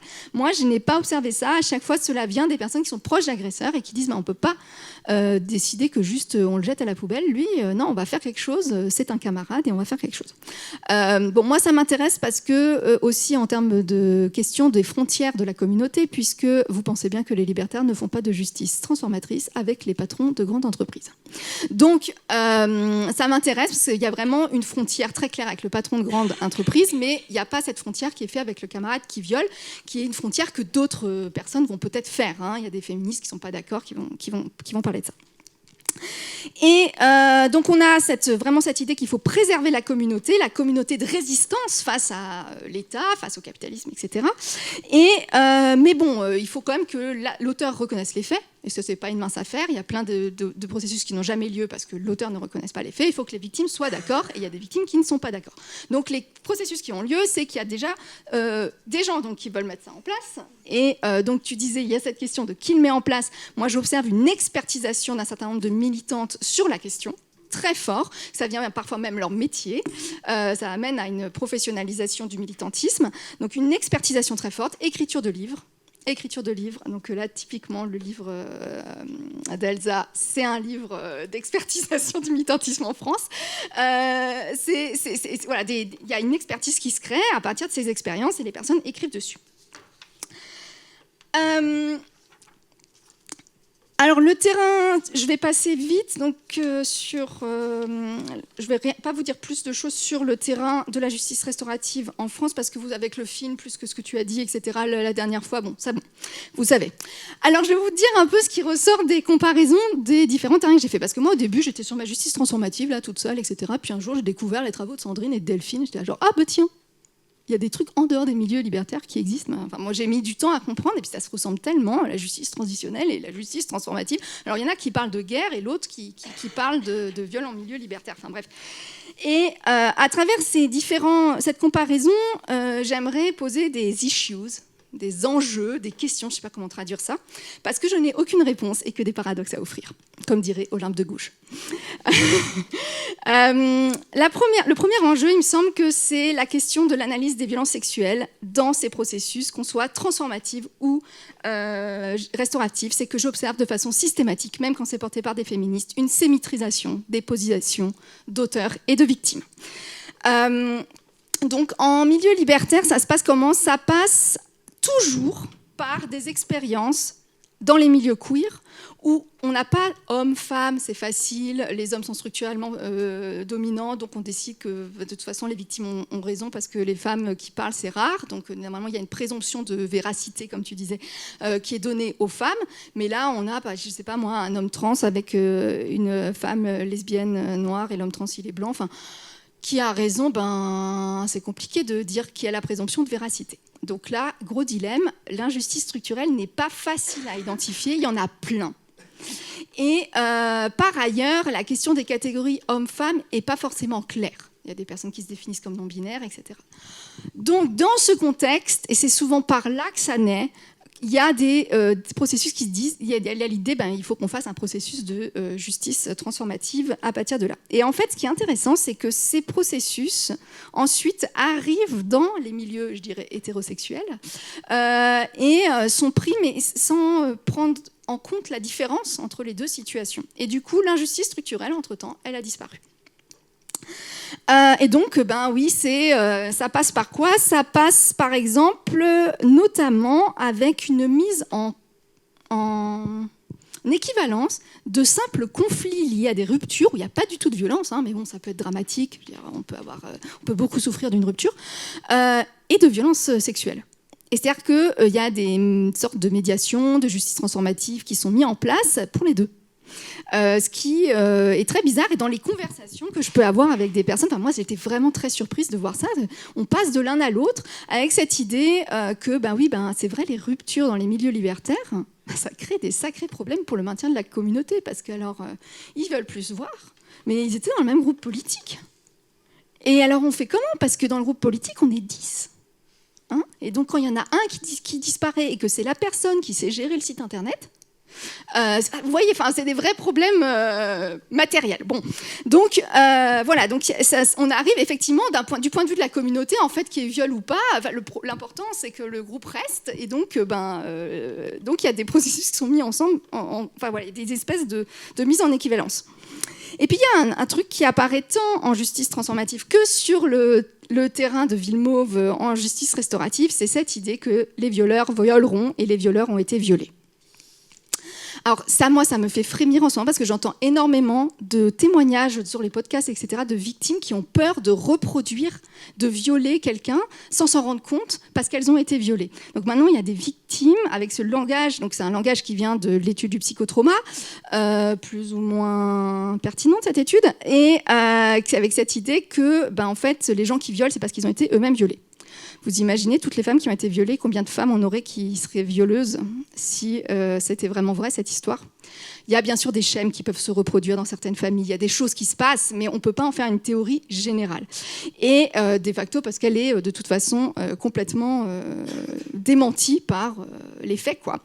Donc, mais bon, il y a cette idée que donc, en fait, les auteurs sont toujours des victimes, en fait. On est auteur parce qu'on a été victime, et donc, en fait, il y a une symétrisation, parce qu'à la fin, on traite toujours des victimes. Et les deux sont victimes. Et donc ça c'est alors vraiment sur le terrain français à Villemauve, c'était vraiment très fortement lié avec un fort discours psychologique. Il est plus politisé sur mes terrains libertaires. On va dire oui, on vit des oppressions et ça nous traumatise, voilà. Mais bon, à la fin, on arrive quand même à cette idée que finalement tout le monde peut être agresseur. Et il y a même des gens qui me l'ont dit comme ça. Mais en fait, on peut tous être agresseurs. Il n'y a pas de personne qui ne peut pas être agresseur. Et en fait, on est tous à la fois agresseurs et victimes. Donc ça, c'est la première chose, c'est cette symétrisation qui pose plein de questions. La deuxième, c'est est-ce qu'on n'est pas sur une justice privée? Alors, justice privée au sens qu'elle n'est pas publique et pas au sens que c'est une simple vengeance, etc. C'est-à-dire que, il y a une première chose, c'est que je n'ai jamais pu observer un processus de justice transformative ou un processus de justice restaurative. Delphine Griveaux, ici présente, a fait une thèse entière sur la justice restaurative sans avoir observé un seul processus et n'en a vu que dernièrement. C'est très difficile.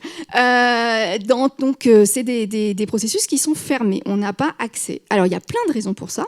Qui sont notamment la protection de la victime, protection des auteurs, l'anonymat, etc. Enfin, il y a plein de bonnes raisons pour ça. L'idée aussi que si ça commence à se savoir, donc dans les milieux libertaires, on dit oui, mais si ça commence à se savoir, il y a des personnes qui vont commencer à montrer du doigt l'agresseur et du coup, on va être dans une logique punitive qu'on voulait justement éviter, puisqu'on va dire non, mais lui, il ne faut pas lui parler parce que c'est un auteur, etc. Donc, il y a plein de questions autour de ça. Il reste que c'est très difficile d'avoir accès à ça. On ne sait donc pas trop ce qui s'y passe, même si on commence un petit peu sur la justice restaurative à savoir ce qui s'y passe. Et donc, je n'ai accès qu'à des témoignages. Témoignages qui sont eux-mêmes très difficiles à obtenir. Alors, je ne l'ai jamais quand ça a lieu. C'est jamais en cours de processus. C'est toujours après. Et puis, ça dépend beaucoup du lien de confiance que j'ai avec la personne. Donc, c'est des terrains qui sont sur très long terme, qui n'ont rien à voir avec le temps de la recherche aujourd'hui. On doit écrire 36 000 trucs tout le temps. Donc, c'est un truc qui est forcément une recherche aside, quoi. C'est forcément une recherche qui est pas, qui se mène sur des années et parce que moi, je prends le temps avec les gens aussi. Mais voilà. Et enfin, ça pose la question de la publicité de la justice tout court, au sens démocratique du terme. C'est-à-dire que la justice actuellement est publique parce que, alors avec plein d'exceptions, il y a plein de raisons pour lesquelles il y a des exceptions, mais avec l'idée que, oui, on rend la justice au nom du peuple, et cette publicité, elle est aussi là pour empêcher les abus de pouvoir. Et donc là, il y a la question aussi dans des groupes fermés, quand c'est aussi fermé, de toute façon, un groupe fermé, c'est toujours un nid à abus de pouvoir. Donc ça pose cette question de comment est-ce qu'on peut garantir qu'il n'y ait pas d'abus de pouvoir dans ce cadre-là, sachant qu'il n'y a personne qui a un droit de regard là-dessus et que personne n'en parle non plus autour. Hein. C'est vraiment... personne n'en parle, en fait. Il n'y a pas de droit d'en parler. Même quand les gens ont un peu bu au bar, ils ne vous en parleront pas. Parce qu'aussi, je ne vais pas jusqu'à les saouler, parce que ça poserait plein de questions en termes de consentement. Mais voilà, donc on n'en parle pas. Ensuite, il y a cette question du problème d'échelle. Déjà, est-ce qu'on peut transposer... Donc, il y a beaucoup les modèles qui sont toujours pris, c'est des choses, beaucoup les autochtones. Hein, au Canada, on parle beaucoup des communautés autochtones. Bon, les communautés autochtones, c'est petit. C'est petit par définition. En conséquence, la division des tâches, etc., elle est faible. Donc, on est sur des sociétés plutôt simples. Quand vous êtes sur des sociétés beaucoup plus grandes, beaucoup plus complexes, avec des divisions de tâches très importantes, avec des lieux très importants, etc., ça se pose la question, mais en fait, déjà, est-ce que c'est possible de faire la même chose ? Ce n'est pas la même échelle du groupe social. Ensuite, il y a, c'est qui la communauté ? La communauté libertaire, tracer les contours, bonne chance, quoi. Enfin, c'est très compliqué. En fait, ça ne marche jamais. On ne sait jamais qui est vraiment responsable, donc collectivement. Si c'est toute la société, c'est trop grand. On ne peut pas être tous portés, on ne peut pas tous être là pour un processus. Donc, en fait, on a ce problème de c'est quoi les frontières de la communauté ? Qui est la communauté ? Est-ce que la communauté, c'est juste ce petit groupe qui est dans ce petit processus privé ou est-ce que ça va au-delà ? Et en fait, du coup, qui pose la question de comment est-ce qu'on peut changer un groupe social complet, voire une société entière, à partir de cas individuels.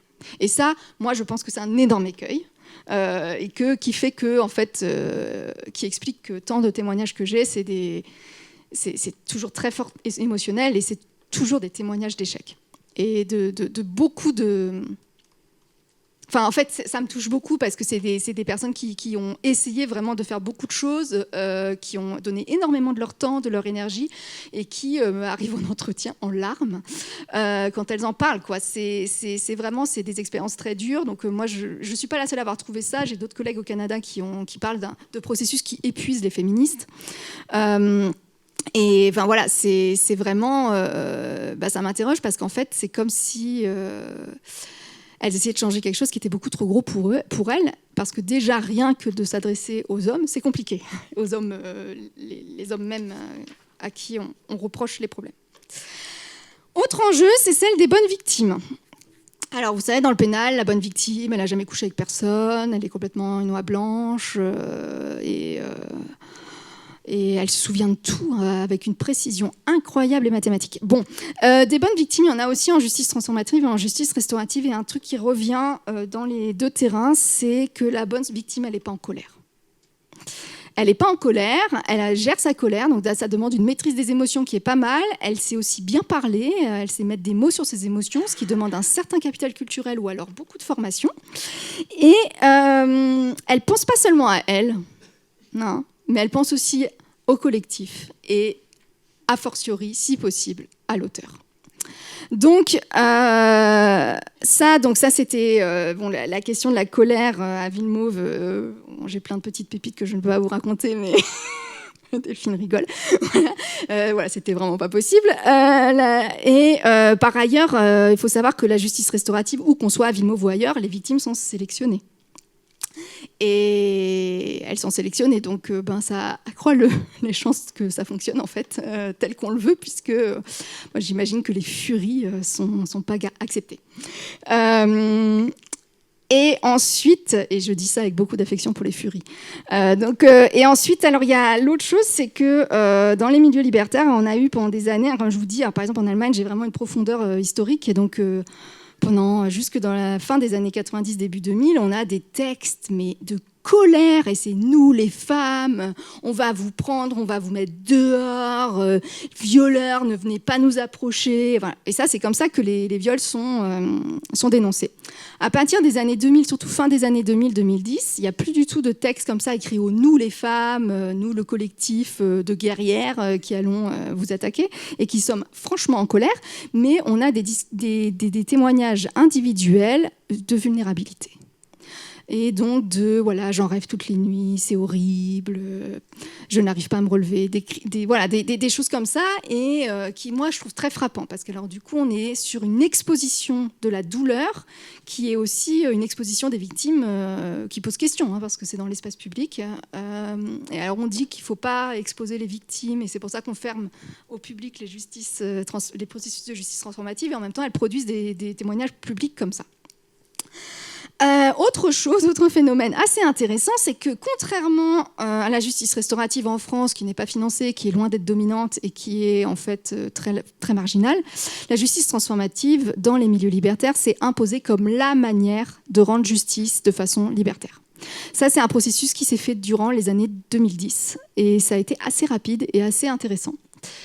Ça s'est imposé comme tel, avec l'idée que de fonctionner par exclusion, par exemple, des agresseurs, c'est l'équivalent de les mettre en prison. Il y en a qui reconnaissent que c'est seulement un ostracisme, mais voilà, que c'est en gros quelque chose qui n'est pas possible, et donc on fait de la justice transformative.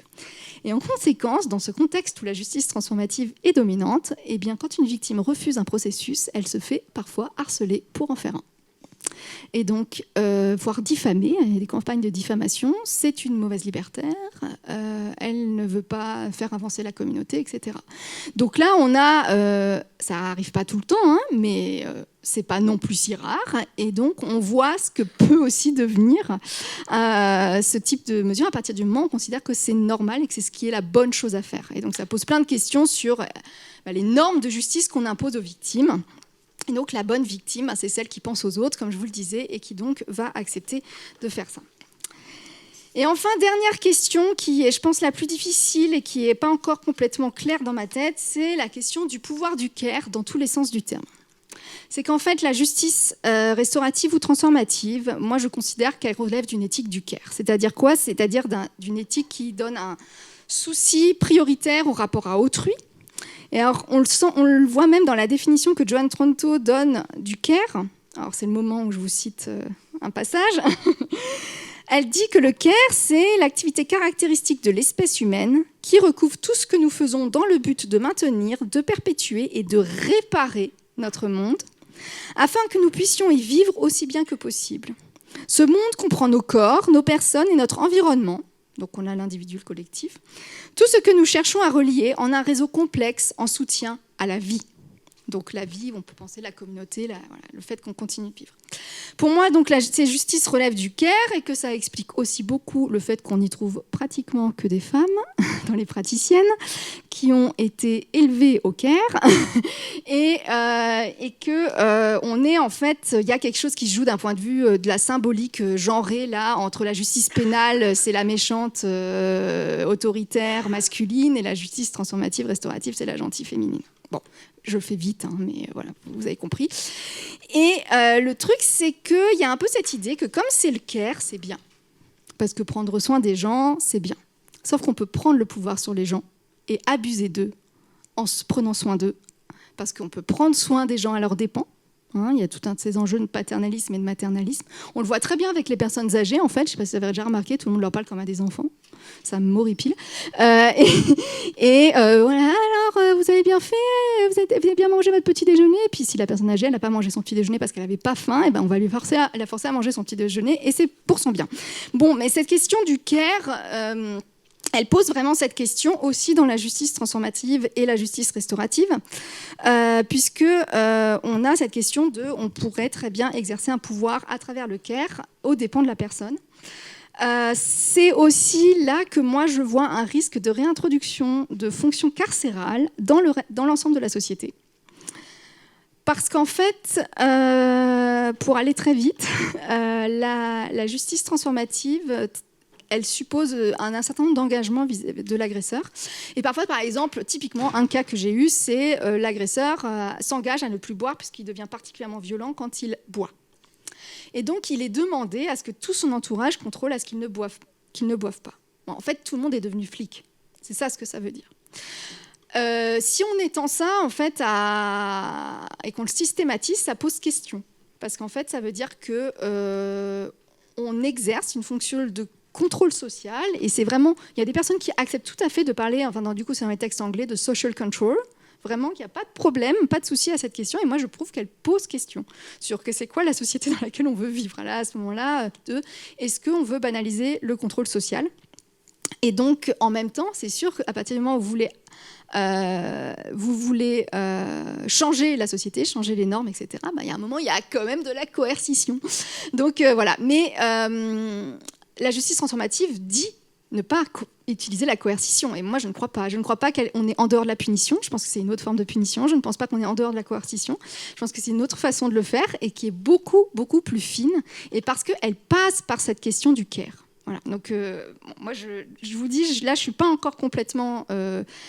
j'ai pas encore mis exactement les mots dessus, mais vraiment, plus j'avance, plus ça m'apparaît.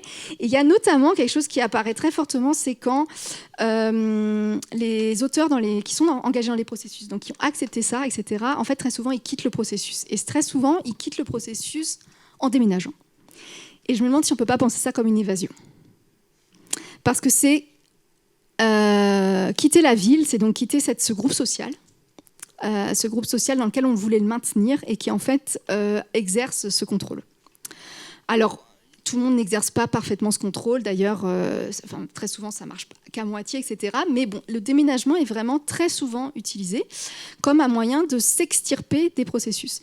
Et donc, voilà, donc la question de est-ce que ça peut se penser comme une évasion, mais parce qu'en fait les fonctions carcérales ont été étendues en dehors de la prison et que donc, en conséquence, en fait, il faut changer de lieu pour pouvoir sortir de cette prison. Voilà. Alors, cette question du risque d'extension des fonctions carcérales dans la société pour les alternatives à la prison, c'est pas de moi, c'est de Michel Foucault, qui a donné c'est en lisant Alternative à la prison, qui a été republiée dernièrement, sa conférence à Montréal en 1976, que je me suis dit, oui, en fait, c'est dans mon questionnement sur le care et sur ce contrôle social, ça, je me suis dit, oui, il y a quelque chose de ça. Même si lui, il ne parle pas de la même chose, il parle des peines en milieu... Enfin, les peines... on est encore dans la peine, quoi. Moi, là, c'est plus du tout la même chose, mais voilà. Donc, comme je vous disais, que des paradoxes à offrir, que des dilemmes, que des questions à poser, puisque, évidemment, quand on veut changer une société, on passe toujours par des choses qui ne sont pas forcément... facile pour tout le monde, accepté par tout le monde, etc. Et donc, discutons-en.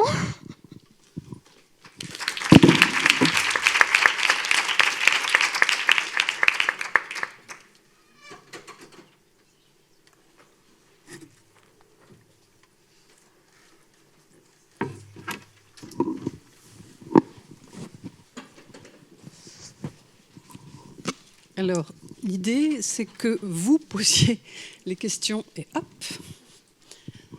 je pourrais courir, mais vous n'oseriez pas avoir ce contrôle social. Bonsoir et merci pour vos interventions. J'aurais une question pour vous, Emeline Fourment. Vous avez dit que les femmes qui étaient en colère étaient souvent des mauvaises victimes. Pour quelles raisons est-ce que cette colère, elle les rend inadéquates au processus de justice restaurative et ou transformative ?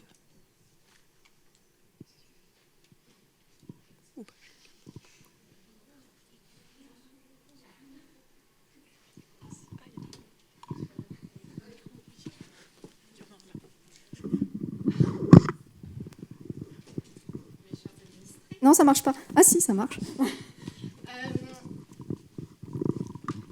C'est une très bonne question. Pour quelle raison ? Alors c'est un constat. Moi, en fait, elles sont vues comme incontrôlables, clairement. Après, il y a pas. C'est aussi dans la justice pénale que la femme en colère, les victimes en colère, on s'en méfie en général. On a peur de la vengeance. Donc, il y a quelque chose de la peur, je pense, de perte de contrôle sur ces femmes, que ces femmes pourraient, on ne sait pas ce qu'elles vont pouvoir faire, parce qu'elles seraient elles seraient guidées par leurs émotions. C'est un stéréotype très sexiste, on n'est pas loin de la femme hystérique, sachant qu'il y a d'autres émotions qui sont tout à fait autorisées, comme la tristesse, les pleurs. On adore les pleurs, il y a toujours quelques mouchoirs pas loin. Et donc... Donc oui, alors il y en a qui vont vous dire la colère, il faut la travailler, mais dans son processus de reconstruction à soi, mais il ne faut pas l'adresser à l'agresseur. Il y a aussi cette idée qu'en fait, quand même, la justice restaurative, même si elle ne vise pas forcément à restaurer complètement le lien entre la victime et l'agresseur du type ils se remettent ensemble, elle vise quand même à recréer un dialogue. Il y a cette idée que la colère, elle est rattachée au domaine de la violence, et la violence est vue comme un non-dialogue, enfin en fait la rupture du dialogue. Donc après... moi, ce que je vous ai pas dit, c'est qu'il y a des façons d'exprimer sa colère, et je pense qu'on a eu surtout un cas à Villemauve d'une femme qui a utilisé clairement la justice restaurative pour dire ses 4 vérités à son agresseur, sans forcément montrer de la colère, mais elle a dit ses 4 vérités à son agresseur. Donc après, les personnes, elles sont pas livrées, et ça c'est un très beau résultat, je pense, que de notre enquête. Elles sont pas livrées aux personnes qui pratiquent la justice restaurative et à ce que ces personnes veulent. Elles font un peu ce qu'elles veulent du processus, aussi parce que ça fait partie de la justice restaurative de dire d'être à l'écoute. Voilà. Donc réellement, je ne sais pas pourquoi au fond, mais c'est que ces hypothèses. Bonjour, merci beaucoup, c'est hyper intéressant.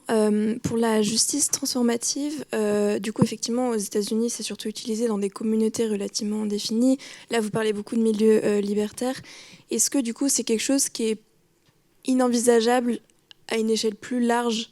Par exemple, en France, la question de la communauté n'est pas aussi définie. Les milieux libertaires, c'est effectivement très, très spécifique, mais on n'a pas de notion communautaire aussi bien définie, par exemple, qu'aux États-Unis, même s'il y a des communautés, parfois de facto, mais qui sont dont les frontières, moi, il me semble, sont un peu plus floues. Du coup, est-ce que vous avez des exemples de processus de justice transformative qui ne se font pas forcément dans des milieux hyper définis ?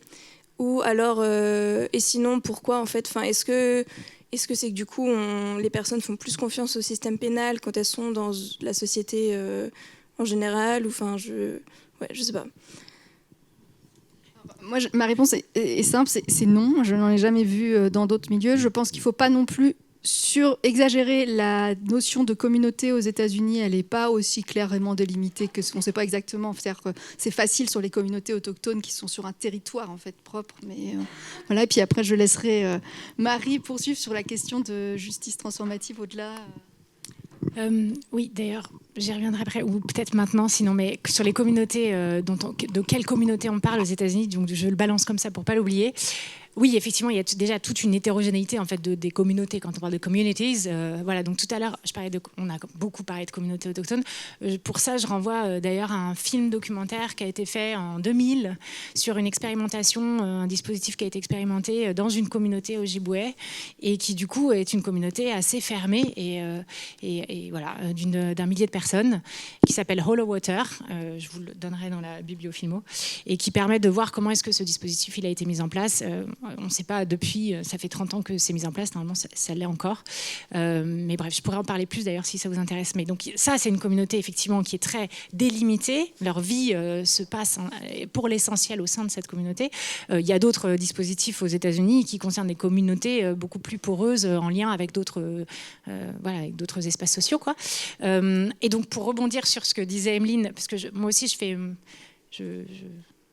je côtoie des pratiques de justice transformative, notamment dans le cadre d'un film documentaire. Non, clairement, je n'ai pas rencontré pour l'instant de pratiques de justice transformative qui pourraient être au-delà de communautés identifiées et en même temps.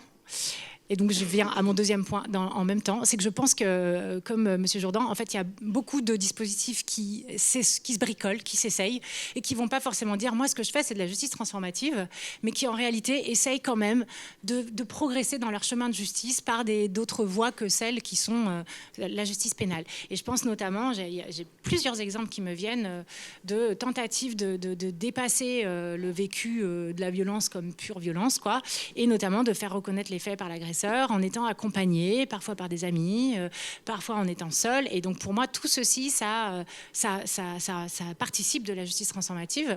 Et je pense que ça se multiplie aujourd'hui. Moi, j'en ai vraiment plein des exemples en tête. Mais ces personnes-là ne vont pas forcément dire « je fais de la justice transformative ». Voilà. Par contre, vraiment, j'en ai plusieurs. Et donc, pour finir de répondre, oui, moi, je pense qu'il est tout à fait possible d'imaginer que ces dispositifs-là, ils s'élargissent au-delà de communautés fermées, très délimitées, en fait. Et c'est là où je disais tout à l'heure, il y a tout à inventer. Et pour finir là-dessus, moi, j'ai plutôt tendance à défendre une conception de la justice transformative qui est normative, voilà, et qui excède les dispositifs identifiés comme justice transformative dans les milieux libertaires qui se disent comme tels et qui le promeuvent, quoi. Voilà. Bonjour. Je suis là. Moi, j'avais juste une question sur une des critiques que vous avez adressées, mais rapidement, sur le fait que c'était un peu, l'origine un peu religieuse et cette idée qu'on va guérir les personnes, qui, je pense, est complètement imprégnée dans le droit français, même dans le sens de la peine en général. Et est-ce que vous, sur vos terrains, vous avez pu voir d'autres pratiques qui n'étaient pas imprégnées de ça, ou pas ? Alors, les anarchistes ou les libertaires, en général, c'est ni Dieu ni maître, donc officiellement, il n'y a rien à voir, mais il y a la socialisation religieuse, et au Canada, c'est une sacrée histoire. Donc, il y a ça, et puis... Bon, moi, j'ai pas un problème fondamental avec le religieux en soi. Dans le sens, pour moi, c'est pas une critique de dire ça vient de personnes qui sont religieuses. Voilà. Je parlais d'appropriation culturelle, d'un ouais. terme healing qui a un sens particulier. Par contre, le terme de healing, ouais. Voilà. En France, qu'est-ce que ça veut dire Alors bon, là, moi, j'adore ce terme de healing parce que comme je travaille à la fois sur les alternatives à la médecine et sur les alternatives de justice, c'est le moment où tout se retrouve. Oui, en fait, le problème, il pose plein de questions, ce terme, notamment l'idée de guérison, quoi. Enfin, en fait, avec, là, je vous en ai pas parlé, mais des métaphores biologisantes du viol, des violences sexuelles, du traumatisme, qui sont vraiment problématiques. Mais là, du coup, ça n'a rien à voir avec le religieux. Effectivement, en général, la justice est pétrie complètement. Enfin, je veux dire, la peine, à la base, c'est quand même quelque chose de la repentance, quoi. Donc, on est... Voilà, et la justice restaurative ou transformative est plus du côté du pardon. Mais... Restaurative, transformative... Alors, peut-être en théorie, ouais. Ouais, en théorie, pas, mais... En pratique, ça dépend, quoi. Ça peut être un processus de pacification, mais d'ici à... Tu vois, ce qui ne veut pas dire que ce n'est pas, du coup, sujet à objection. Ouais, enfin... Bon, par ailleurs, dans la justice pénale... Non, mais parce que, de toute façon, la justice pénale n'est pas là-dessus. Je vous entends pas, en fait. Ah, pardon. Non, mais alors on disait la justice pénale, de toute façon elle n'est pas sur le pardon, puis de toute façon elle est dans la peine, là tu dois te fouetter, machin, la pénitence, mais la justice restaurative, en fait par exemple ça ne revient pas dans les terrains nous qu'on a fait, les victimes elles ne veulent pas donner le pardon, cette question n'arrive pas, mais clairement elle est un peu là au départ dans la pensée de la justice restaurative à mon avis. Ouais. Et transformative, peut-être que moi j'ai l'impression que les personnes qui peuvent le défendre, parfois elles sont quand même là-dedans, quoi. Enfin vraiment qu'on puisse rester ensemble en fait, donc il faut à un moment que tout le monde se réconcilie. Ouais. Est-ce que réconciliation veut dire pardon?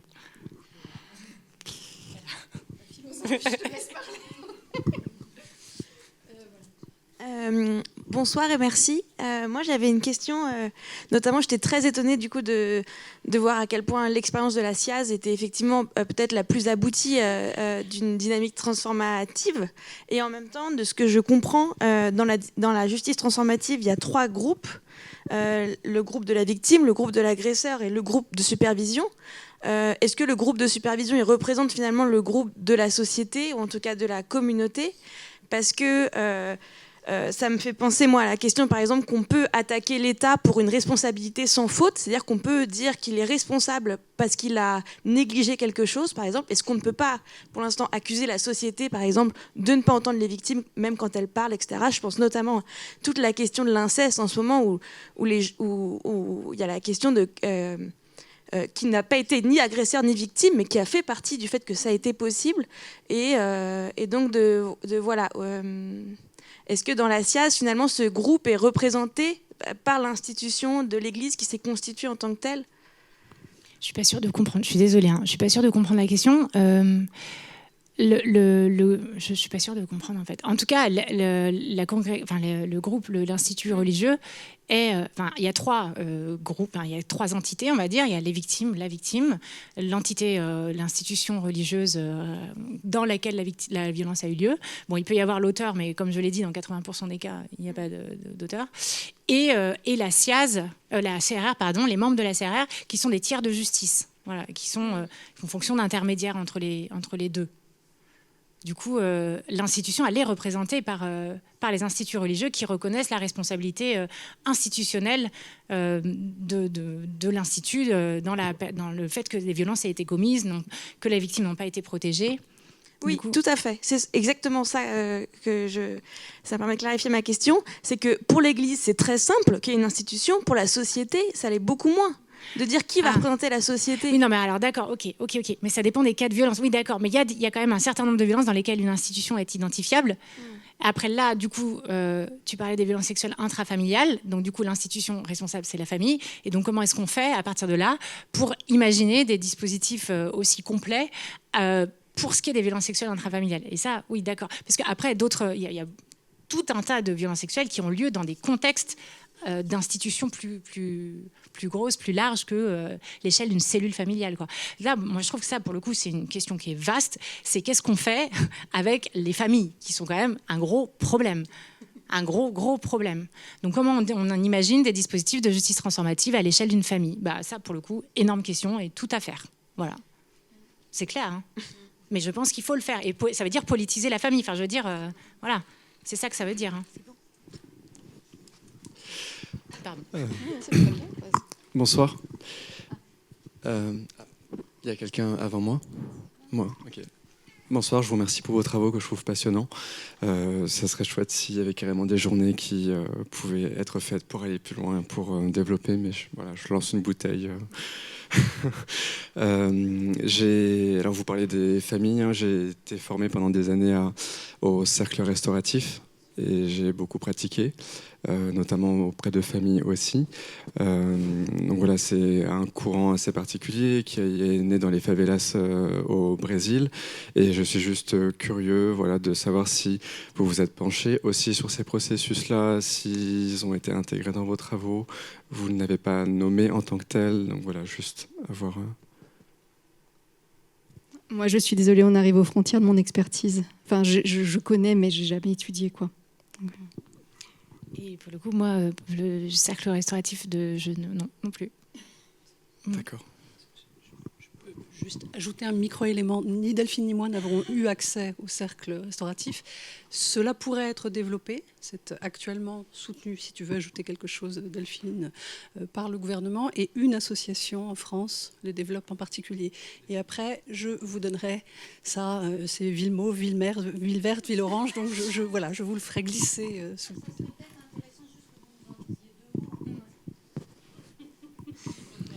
Alors, j'ai peut-être besoin d'un repère temporel. Est-ce que j'ai 1 minute, 2 minutes?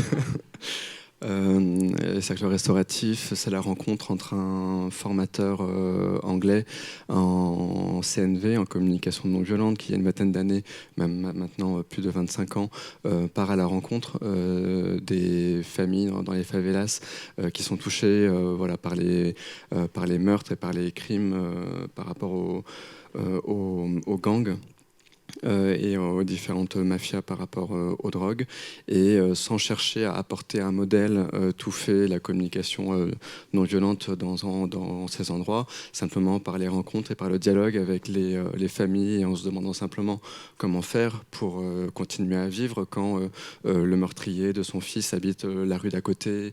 Voilà, il est né comme ça, une sorte de modélisation de ce qu'on appelle les cercles restauratifs qui répondent à un certain type de protocole, mais où l'idée, c'est alors ce qu'il appelle le design de système restauratif, c'est comment partir à partir de la communauté et de se poser ensemble en se posant un certain type de questions, comment chaque communauté peut construire son propre système restauratif dans lesquels des pratiques restauratives peuvent se mettre en place.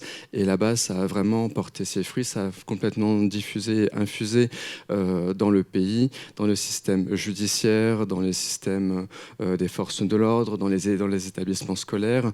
Ça a donné lieu à ce qu'on peut appeler aussi à une forme de médiation par les pairs, où la simplicité de ce processus permet à des enfants, à des adolescents de pouvoir s'approprier ses propres processus, qui fait qu'avant d'aller à des sanctions beaucoup plus punitives, l'installation et l'acculturation de ces pratiques restauratives dans les systèmes et donc dans les communautés, à savoir la communauté d'une famille, d'un établissement et autres, a permis à vraiment réduire voilà, pas mal d'issues très répressives qu'il peut y avoir statistiquement. Bon, comme aucun processus et aucun modèle n'est parfait, ça peut avoir aussi ses limites, mais en tout cas, voilà, moi, ça m'a passionné de voir comment est-ce que ça a pu être comme ça, étendu à l'échelle d'un pays. Alors aujourd'hui, je n'ai pas complètement les chiffres par rapport aux évolutions politiques du pays, comment est-ce que ces systèmes ont pu être maintenus ou non, mais je sais que ça a pu essaimer dans plein de pays dans le monde, jusqu'en Asie, et qu'en France, il y a des associations, en tout cas une particulièrement dans le système de l'éducation nationale, qui partagent ça beaucoup, et quelques associations peuvent répondre comme ça à des demandes, que ce soit dans des familles, des entreprises, pour pratiquer ces processus-là. J'ai un peu dépassé.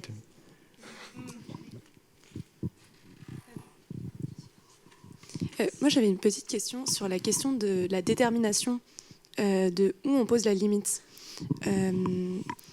C'est pour une victime, notamment par exemple pour un cas de viol, à partir de quel moment la perception de la victime des faits et la perception de l'agresseur des faits peuvent être mises ensemble, notamment autour d'un cercle où pour la victime, ça va être, par exemple, elle va avoir l'impression que c'est la pire des choses, mais pour l'agresseur, ne va pas en avoir conscience, et aux yeux de la justice, par exemple, ce ne sera pas un cas. À partir de quel moment, autour du groupe, on détermine, pas qui a raison, mais où est la faute et quelle limite de la faute?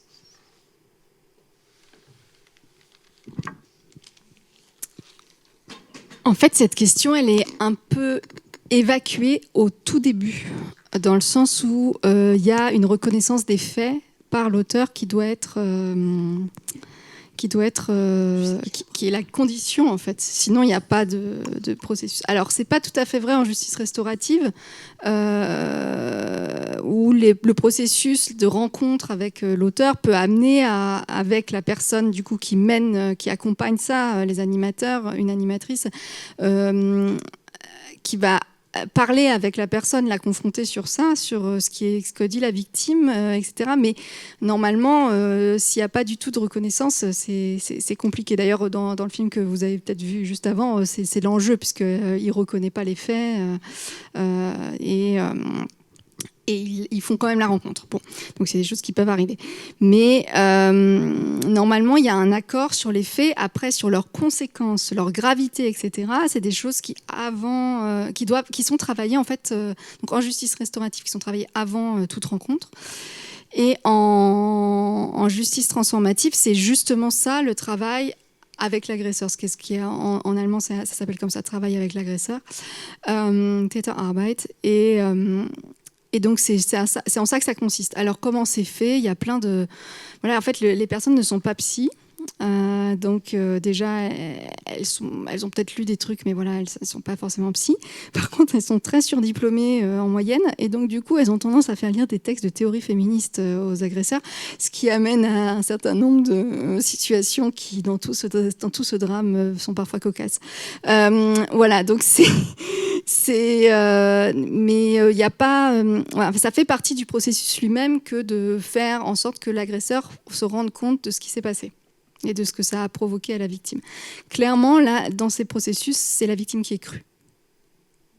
Donc, voilà, la victime, elle est crue. La question de... Et le processus a lieu parce que l'auteur considère qu'en effet, elle dit la vérité. Normalement, en justice transformative, c'est vraiment la première chose. Donc après, tous les autres moments où effectivement il n'y a pas d'accord sur la situation, souvent ne mènent pas à des processus de justice transformative en fait. Donc ils sont en dehors de ça. Et ça pose plein de questions, mais c'est la majorité. Voilà. Après, allez, je réélargis à nouveau la définition de la justice transformative, parce qu'à l'inverse, là, pour le coup, j'ai en tête des processus qui se reconnaissent comme étant de justice transformative, où l'enjeu n'était pas forcément que l'agresseur reconnaisse les faits avant que le processus ait lieu. En l'occurrence, c'était l'écriture d'une lettre adressée à l'agresseur pour lui dire voilà ce que j'ai vécu, voilà le mot que je mets sur ce que j'ai vécu, et je voudrais que tu la reçoives, et puis éventuellement que tu reconnaisses. Mais du coup, pour la personne qui a écrit, et qui a d'ailleurs été accompagnée par un collectif pour ça, cette personne-là désigne ce processus-là comme participant déjà d'un processus de justice transformative. Et pour autant, bon là, on est avant même l'enjeu d'établissement d'un récit commun, en fait, c'est ça qui s'est passé. Juste pour dire. Voilà. Alors, en vrai, même en justice, c'est en France, ça. Hein. Oui. Ouais, en France, de toute façon, le terme de justice transformative, il est explosé dans ces sens. Enfin, moi, je m'y retrouve pas du tout actuellement, c'est pour ça que je peux pas vous en parler. Mais par contre, en justice restaurative, il y a ça aussi. Il n'y a pas toujours de rencontre, et les personnes insistent là-dessus. C'est pas forcément ça qui est important. Pas forcément la rencontre. Et à ce moment-là, du coup, effectivement, il n'y a pas de construction de récit commun. Voilà. Bonsoir. Je vous remercie pour vos interventions. Je souhaiterais rebondir sur les statistiques que vous avez données au tout début de votre intervention. Vous avez souligné que une grande partie des victimes étaient des mineurs, mais vous avez également souligné par la suite qu'à l'occasion de votre enquête, enfin de vos recherches, vous aviez réalisé à quel point les victimes qui prenaient part dans ce genre de procédure pesaient leurs mots, faisaient attention comment elles allaient présenter le dommage et les préjudices qu'elles avaient subis, etc. Et je voulais donc savoir, est-ce qu'à votre sens, ce format de justice restaurative est complètement fermé à une grande partie de ces victimes, c'est-à-dire les mineurs ? Et le cas échéant, est-ce que, à votre connaissance, il existe des alternatives, des processus de médiation qui permettent justement à ces mineurs de confronter leurs agresseurs avant de devenir majeurs et d'attendre pendant des dizaines d'années? Voilà, je vous remercie.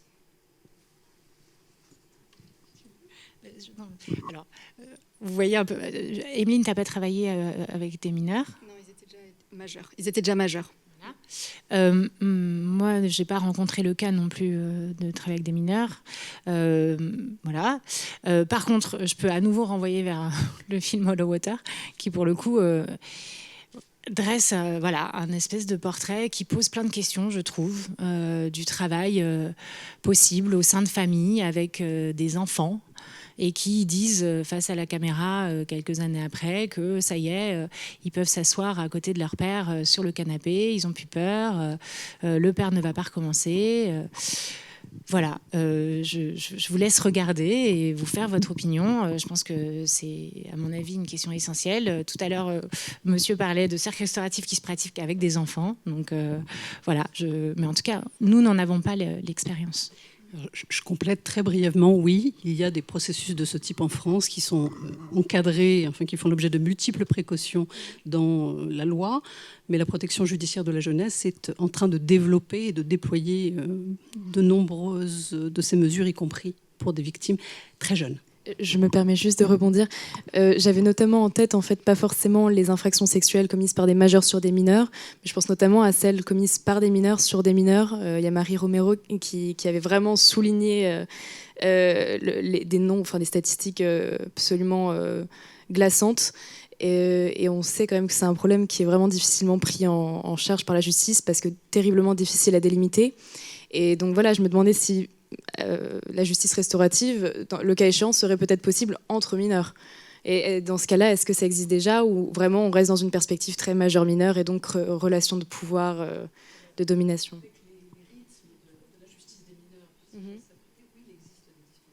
D'accord.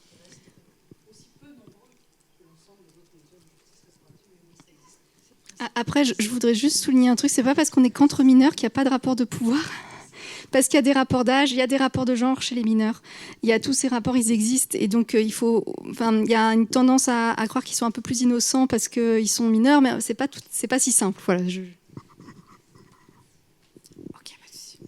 Moi, j'avais une question vis-à-vis de la justice restaurative, puisque c'est sur la base du volontariat. J'imagine que, par exemple, pour les cercles de parole entre auteurs et victimes, le fait que justement, peut-être pour les auteurs, il y a quand même moins d'intérêt en tout cas on en voit moins, à participer à ce genre de choses. Est-ce que c'est pas un obstacle justement pour le développement de la justice restaurative ? Bah si. Oui. La question du recrutement en général est une question. Alors nous, sur Villemauve, il y a eu un boom des demandes de victimes à partir de ce film, grâce au film. Donc, mais en général, le recrutement est une vraie question de la justice restaurative, même pour les victimes en fait. Parce que c'est pas connu, c'est pas forcément promu, voilà, etc. Là encore, complément d'information, il y a une expérimentation nationale qui a été menée depuis 2022. C'est lorsqu'elles sont informées, au moins 10% des victimes qui sont favorables à l'entrée dans un dispositif de justice restaurative et jusqu'à 40%. Donc on commence à avoir des chiffres.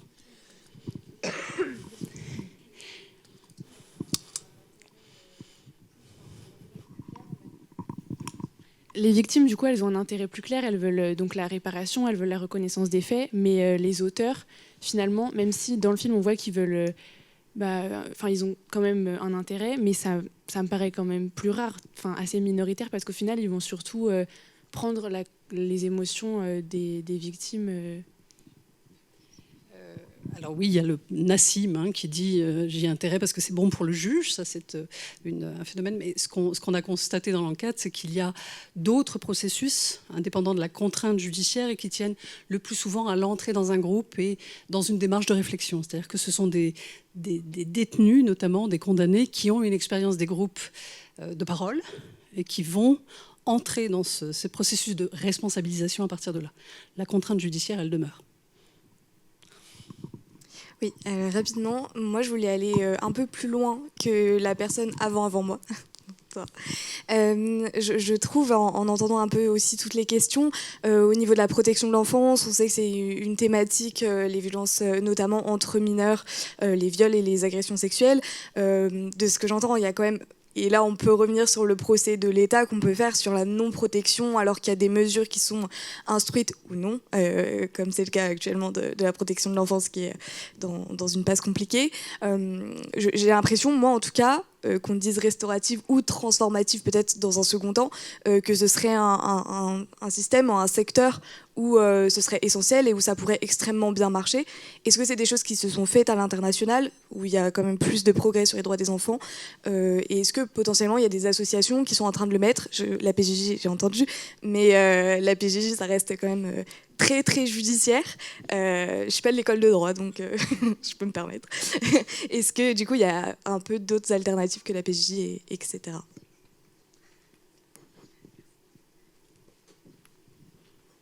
Sandrine, t'es plus au courant que moi, non? À échelle internationale. Ouais, Hollow Water et... Oui, parce que bon... Mais bon, ça...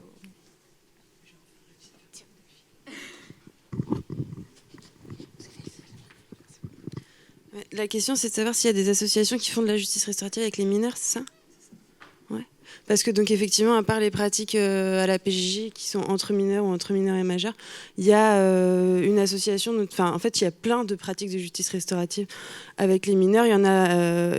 Moi, pour le coup, j'ai vu des associations qui font des cercles restauratifs. Voilà, les artisanes du dialogue, je ne sais pas si vous voyez à Lyon, enfin bref.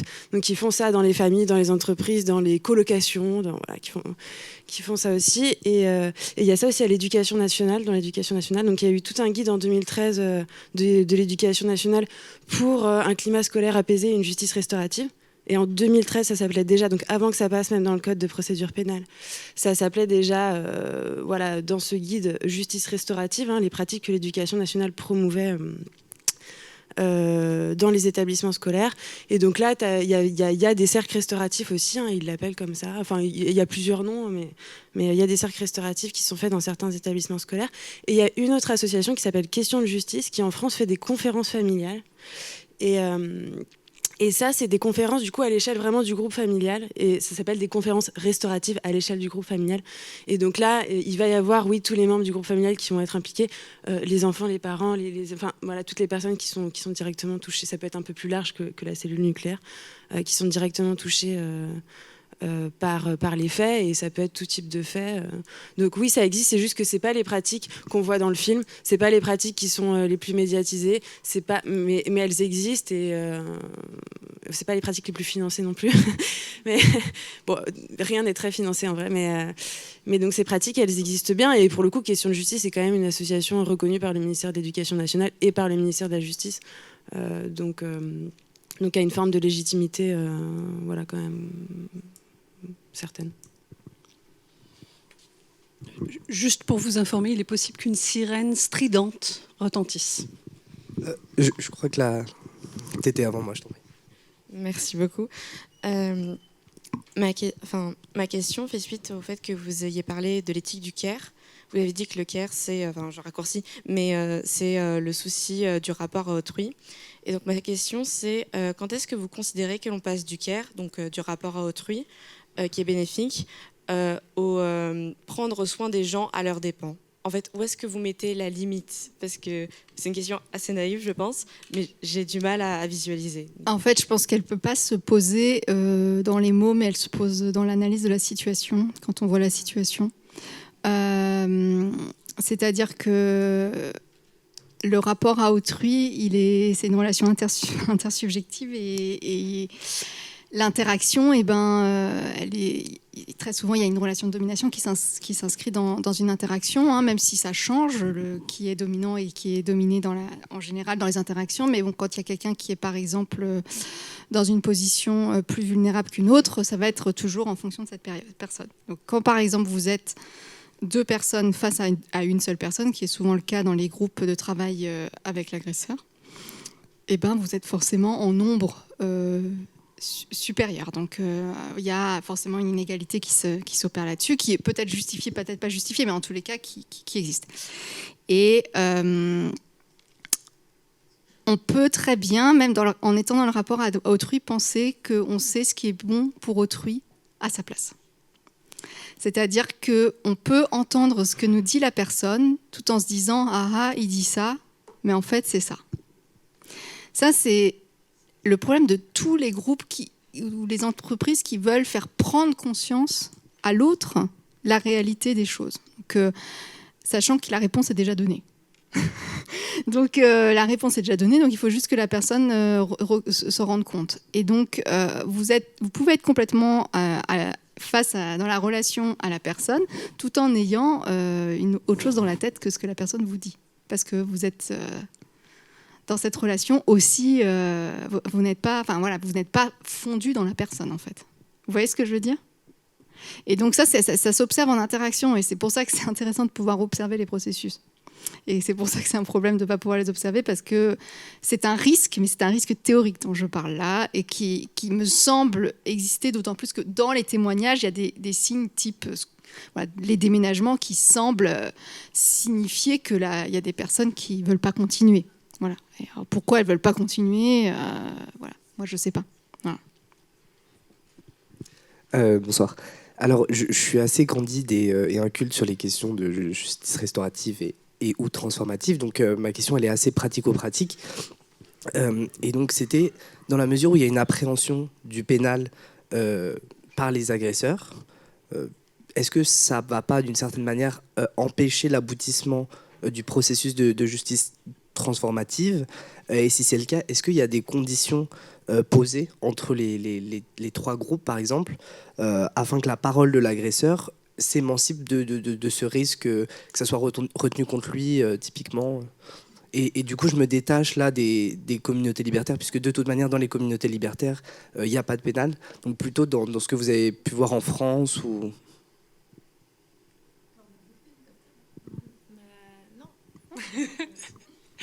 Moi, j'ai quelques exemples. Enfin, il n'y en a pas beaucoup, hein, mais j'ai quand même un exemple ou deux en tête hors de communauté libertaire.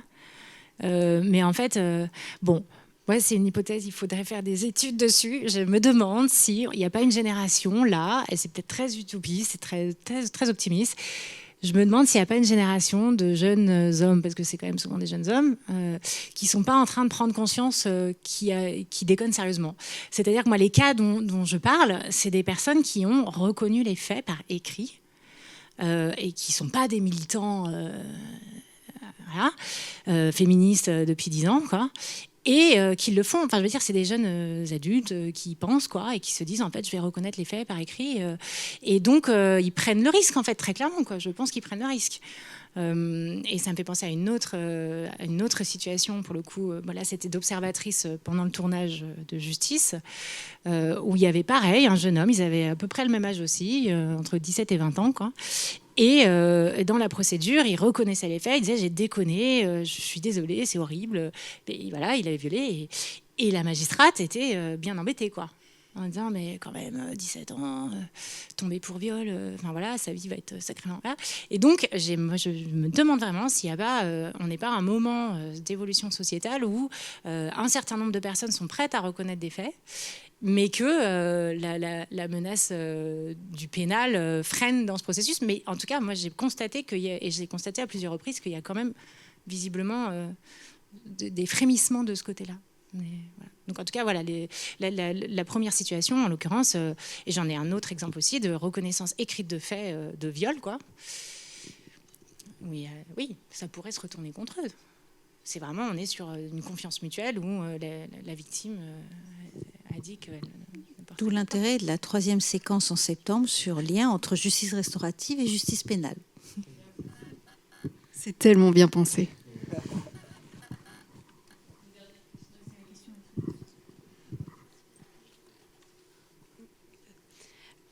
Alors moi j'avais une question parce que vous parlez souvent de la justice restaurative dans la cellule familiale, et je pensais surtout au cas de viol dans la cellule familiale ou d'agression sexuelle dans la cellule familiale, et pour connaître des victimes de ce contexte-là, c'est vrai que souvent ce que j'entends c'est plutôt la volonté de reconnaître les faits et de passer par quelque chose d'assez institutionnalisé, notamment par la justice classique, mais aussi en fait, que ça sorte de la cellule familiale.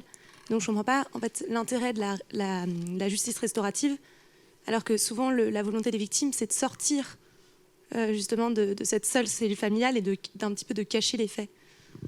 Ça dépend des victimes. Parce que là, la raison qui revenait très souvent sur les victimes d'inceste, c'est qu'elles préfèrent la justice restaurative parce que rien qu'avoir parlé, c'était un problème ça avait créé des problèmes dans la famille, et qu'elles veulent préserver les liens, et que si elles passaient à la justice pénale, ça serait vraiment un gros problème. Elles n'auraient plus du tout aucun lien familial. Donc ça dépend beaucoup des victimes, en fait. Merci beaucoup. Et quand même, il me semble quand même, pour la justice restaurative, transformative dans le cercle familial, c'est encore une autre question. Mais par contre, petite nuance sur, ça reste pas dans le cercle familial. En fait, tout l'enjeu de la justice, c'est ce tiers. C'est-à-dire qu'on n'est plus juste entre membres concernés. Il y a une tierce personne qui va permettre précisément, et pour moi, c'est le tout début, la germe de la publicisation et la germe de la politisation, elle est dans cette tierce personne, en fait.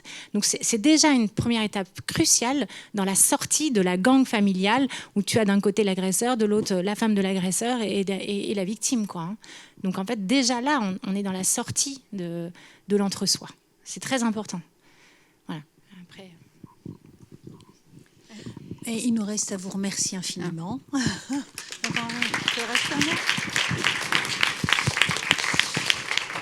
Merci infiniment, c'est passionnant. On a l'impression que plus on en apprend sur la justice restaurative, moins on le maîtrise. Moins on en sait. Ouais, voilà, ça en tout cas, c'est une faire de la process. Rendez-vous en septembre pour tout le monde. Bonne fin de soirée. Bonne soirée. Au revoir tout le monde.